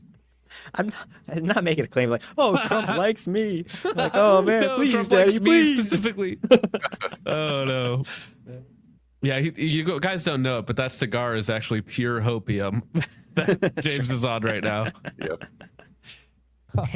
And some journalist said, "Do you really want to be associated with Mussolini?" And he goes, "I want to be associated with interesting quotes." So good. Yeah. But where's that guy? Right. I miss him. Yeah. And you know, but what they feared, what Shapiro feared, is that he was a populist. Like, he was really rallying the peasants in an anti-elite message, saying, like, the problem is the elites, the rich, the government. He was rallying the rubes around the flag and the cross, less so the cross, more so the flag, but there was still, it was implicit. It was sort of Christian implied. rhetoric, yeah. Right. And, you know, that's just like naturally anathema to someone like Shapiro. And by that, I mean someone who is Jewish, pro-Israel, like he sees where that's going. So he was stridently never Trump. And I remember that when I was introduced to Shapiro, not directly, but this friend of mine texted Shapiro. I told the story on PBD, and she said, "You got to take this guy under your wing. He's amazing." She goes, "He's a little Trumpy, but you can show him what's Right. what." And the implication is, like, they knew that Trumpism was the problem. And that's why it was very important that they assimilated Trumpism into conservatism and that they neutralize anyone that Trump activated, that he awakened. Yeah. They wanted to suppress anything that looked like Buchanan, Sam Francis, Charles Lindbergh, the old America First Committee. the know nothings. They wanted to suppress that great tradition, which has been alive in America for a long time. It seems like, first wave Shapiro as a Buckley for you, and then later on Charlie Kirk. Yes. Did you guys ever, I imagine you didn't, but did you ever get to talk to each other directly? No. No? He just would never, just pretended that you didn't exist? Yes. Did he ever name you though? He did. Okay. Once. Okay. That was the only time he volunteered my name. Because other times he was asked about me, he would deliberately avoid even saying my name. He would just say like, that person, that guy is a troll. But one time during the Groyper War, at the end of it, it was the most brutal event. It was at Houston. And so he was outside at a small table, and he was literally just mobbed. Like there was a angry mob that surrounded the table of Groypers. And it was the most rowdy one because, at that time, he was doing all these events, and they were pretty tame. Right. And then the Q&A line would form, and like most of them would be Groypers. And they would respectfully wait their turn. They'd have their little question, their rosary, their MAGA hat, and they'd go up and respectfully ask the question, and Charlie would answer. He'd get jeered a little bit. But this one was like out of control because it was out in the open. He was at a small little table, and he was just surrounded by Groypers screaming, booing him, yelling at him. It was brutal. And at the end of it, he got a question about me to debate me. And this was like, I get secondhand embarrassment. He had next to him like something covered in like a sheet the entire time. He pulls off the sheet at the very end. It's a TV. And he pulls up a clip from my show from when I was in high school. Wow. When I said that I didn't like Trump in like 2015. And I was a senior in high school, and I said, Trump is not a serious candidate. He needs to let someone like Ted Cruz win or whatever. But that's like retrospectively one of the most cringe takes you could have. Yeah. he couldn't get the TV to work. So he pulls off the sheet like, oh, Nick Fuentes, about that. He takes the sheet off. He's going to play this clip. And like the audio's not working. The video's like a classic AV problem. And while he's trying to put this together, people see what's happening and they just start booing him viciously. Charlie Kirk says, Nick Fuentes is a Groyper grifter and I'm out of here. And he gets up to leave and the mob follows him. So he gets up and is walking through the campus getting followed by like 200 people chanting, America first, America first. It was brutal. And that was the only time he ever mentioned me. And I honestly, it makes me a little emotional. It's sort of tragic that I never got to talk to him. Yeah. There's like something deeply sad that our clash in many ways sort of defines like the Generation Z dialectic. And it's just a crossover that never happened, never will happen now. Yeah. And it's very sad to me. Yeah, it is sad. Who do you think was worse, Shapiro or Kirk, towards you? They were both pretty rough. I would say that Shapiro really pursued me with a vengeance, and all of his people did too. They were like flying monkeys. Cabot Phillips was a big one. Ultra. I mean, I know I can't swear on your show, but he was a jerk. Okay. His dad, Tim Phillips, ran Americans for Prosperity, which is like this cutout for like corporations to sell deregulation. And Cabot, so the guy's like royalty because his dad runs this was a very powerful nonprofit. And he was at Campus Reform, and this guy was constantly attacking me on Twitter. Now he's at Daily Wire as like their editor-in-chief, I think. But it was him. It was Josh Hammer was with Daily Wire at the time. He was always on my case. Elliot Hamilton, Aaron Bandler, like they had a whole clique, always going after me on Twitter.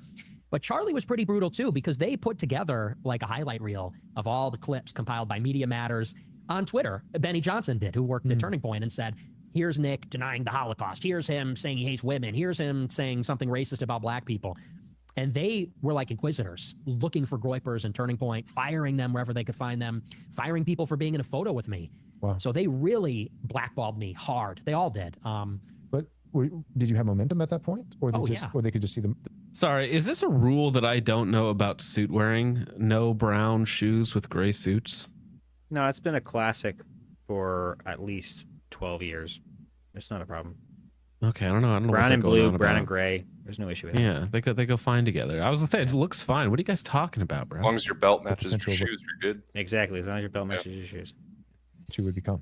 In 2017, Shapiro went hard on me because I saw the potential. I had no momentum. Right. They just saw it was sort of like Luke Skywalker. I will say they that kinda the saw suit that is I a had little bit dark. forceability and- It's better with a light gray suit. A charcoal colored suit would so you can't wear brown shoes with a black suit. And so if your gray suit goes more black, that could be an issue. I think his is kind of what if liminal. they're really it's on dark the edge. brown? Then it could actually be okay. So like I've worn like some nice dark brown Python boots with a black suit before, and again, as long as your belt matches your boots, it can work. But yeah, generally speaking, like brown shoes go better with a light gray suit. How about gray and pink shoes? What do those go with? Because that's what I'll be wearing at SHOT Show. Faggots. I'm just kidding. Oof. I'm just kidding. I like them. All right. They're ugly on purpose. Be a Jedi, you know. In 2019, it was more like Empire Strikes Back. Yeah. It was like, oh, I'm going to complete your training. Because in the Groiper War, I was surging. Huge live stream audience, huge organic following, doing events. And they really just tried to knock me out of orbit. And largely they succeeded with reputational damage, censorship. I was told that a Jewish fixer got me kicked off YouTube. Really? Shortly after that. Because as retaliation for the Groiper War. Wow. Because the Groiper War was in December. That's when I got my first strike, December 19. And then February 2020 is when I got banned. Wow. So, so they, Daily Wire tried to throttle me in the crib. Turning Point really tried to destroy any momentum I had. Big difference that I see between, Charlie Kirk and Ben Shapiro is two. One, and this is a big difference. Charlie was a Christian. Ben Shapiro, no. Yeah. And second, Charlie, I wasn't an avid listener, but I would tune in every now and then if something was going viral or see this or see that. And you see some of the early days. And then even not that long ago, maybe 3 years, 3 years ago, 4 years maybe, where he's, raising his voice and stands up and starts shouting at someone who's saying, what place do openly, aggressively homosexual people have as leaders in the conservative movement? And Charlie's like defending the sodomites. His natural instinct is like, they're great. Yeah. Like, who are you to say that they can't be, a part of this and leading and does God not love everyone? I mean, just like every cliche cringe you could possibly imagine. But even that, to be fair, he shifted. He really did. And so when I think of Shapiro and I think of Charlie Kirk, and you know them both, or about them both much better than I do, but one's a Jew, right? And one's a Christian. That's a pretty big difference, but then beyond that, one seems to be just kind of static. Like, I don't feel like there is any evolution with Shapiro. No. Whereas Charlie, it's sad because it's a brother in Christ. That's not true. I followed Shapiro. He's changed. I have not Some would say followed not him for the very better, closely. but he has. Well, yeah, he's gotten more neurotic in his later years. He's not super old, right? He's mid-30s. Yeah, he's not that old. Yeah, he might be 40s now, but yeah. Well, he's changed his position. I mean, he's developed his theories. He is a. I mean, I know these days he's just seen as Conservative Inc. And he largely is, because even Conservative Inc. has kind of morphed its positions. But he has some interesting perspectives, and they're usually pretty well thought out. Shapiro really suffers from data paralysis, or he's not a Gestalt thinker. He can't really summon the spirit of the age and put that into his ideas. It's usually very just like data driven, and kind of his theories are often somewhat dead because of that.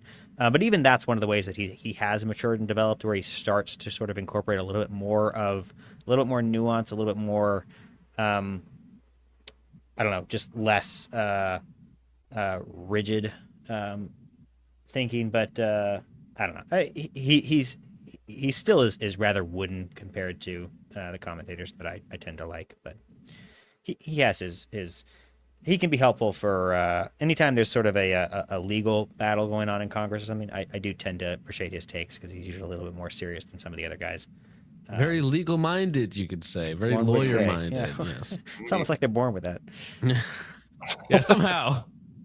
I thought he had some good stuff. I thought he really did. And it's interesting to see what he would have become.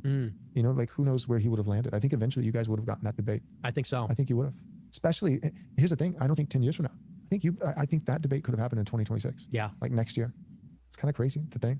Any final words for this episode? America first, Christian nationalist. What do you think? I think they're deeply connected, and I think you almost can't have one without the other. Yeah, you can't. Yeah. So I'm in favor of an alliance and a synthesis of the two. I'm in. Sounds good. Absolutely. Thanks for coming on the show. Thank you. All right. For those of you who may not be aware, Boom, there is the first hour. Christian nationalism meets American first on the NXR Studios page. Congratulations, gentlemen. There is 9 more of them to go. So I will see you guys in late March. Right. We got our show planned for the next weeks. Yep.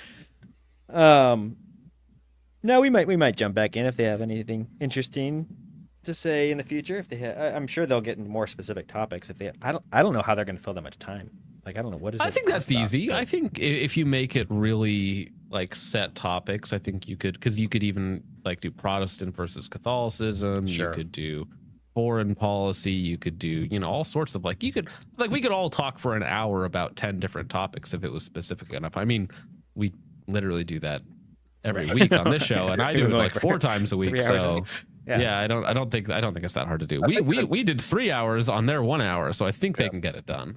I think in the beginning of that video, they kind of have like a brief synopsis on which each episode's topic is going to be. So they go over a plethora of things. Cool. Cool. Let me see real fast. I can probably actually just pull up their YouTube channel because I think they put up a few clips. They did, yeah. They've been kind I will say Joel actually let Nick talk a lot more in the second half. The first half, Joel did a lot of talking. I think because they were talking, I guess it actually is fitting. Joel did introduce the conversation this way. He said we're going to start by with Christian nationalism, which Joel has a lot of thoughts on. He's considered to be a thought leader on that in that space. And then the second half was on America First, so he was letting Nick talk. So I guess that's justified. Mm-hmm. Yeah, so I mean, they did a clip. Like, you can go into historical context because Nick is a big history guy. So understanding Adolf Hitler, that's going to be a top. World War II is probably going to be a stream topic. Like historical geopolitics will be fun. Neocon versus NatCon, yeah. So yeah, no, I'm sure they can fill up 10-hour-long topics. That shouldn't be too hard. I wonder Hopefully how many some more cities fun they ones. clipped or they shot it in. It was like 2 days or 2 or 3 days that they were there. So yeah. It's a lot. And it's very generous of Nick to do that. But he's been doing the rounds for everybody because he did, of course, Piers Morgan. He did the guy Steven Crowder. He did PBD, which is a big one. He's doing NXR. What's the only way that he can do it? I mean, Nick. Yeah, he's a guest. Famously been deplatformed, so he has to go around and basically rehabilitate his reputation. And it only helps him to have sort of these extreme views because there's an audience for that kind of thing, frankly. But he can go on all these shows and he gets the questions and he gets to put himself out there and start to rebuild an audience apart from the audience that's been with him the entire time. So yeah, it's a good move. Yeah, and it makes sense for everybody because NXR is going to get a ton of traction off of it. Nick gets a new audience. It's good for everybody. Yeah. Unless you're Ben Shapiro, then you're seething right now. That's right. All right. Well, good deal, guys. This has been fun. Any closing thoughts before we head out of here? Bring back the death penalty for more people. That's what I got out of this. Christian, did we ever get your take on it? On what, the death penalty? Yeah. You were you were here when I kind of gave my take on it. Remind me, you think that it should be used in some cases? My opinion is that it depends on the state of society, essentially. So right now, obviously, we have the means to keep more people in prison. But if you're in like a state of economic collapse or something, then yes, it should be extremely brutal death penalty to show an example. And I do get John's point where the death penalty should be brought back even in our current state of society and publicized. I do agree to that point as well. But mostly, at least sort of temperamentally, you are in line with the Francis revisions to the Catholic Catechism. Is that what I'm getting? Mostly, for the most part. Okay. All right. Cool. For the most part, yeah. Publicly. Yeah. That's right. Yeah. Mm-hmm. Privately, you could, yeah. You could. The Trent Horn said that famously is that a Catholic can't publicly dissent, but privately, perhaps he could have some dissensions. It's like, all right, fair enough. All right, guys. Well, thanks for being here. Thanks for being here for the long haul. We had good attendance throughout, and we appreciate you all. We will be here next Tuesday. Thank you all. God bless. God bless, gents.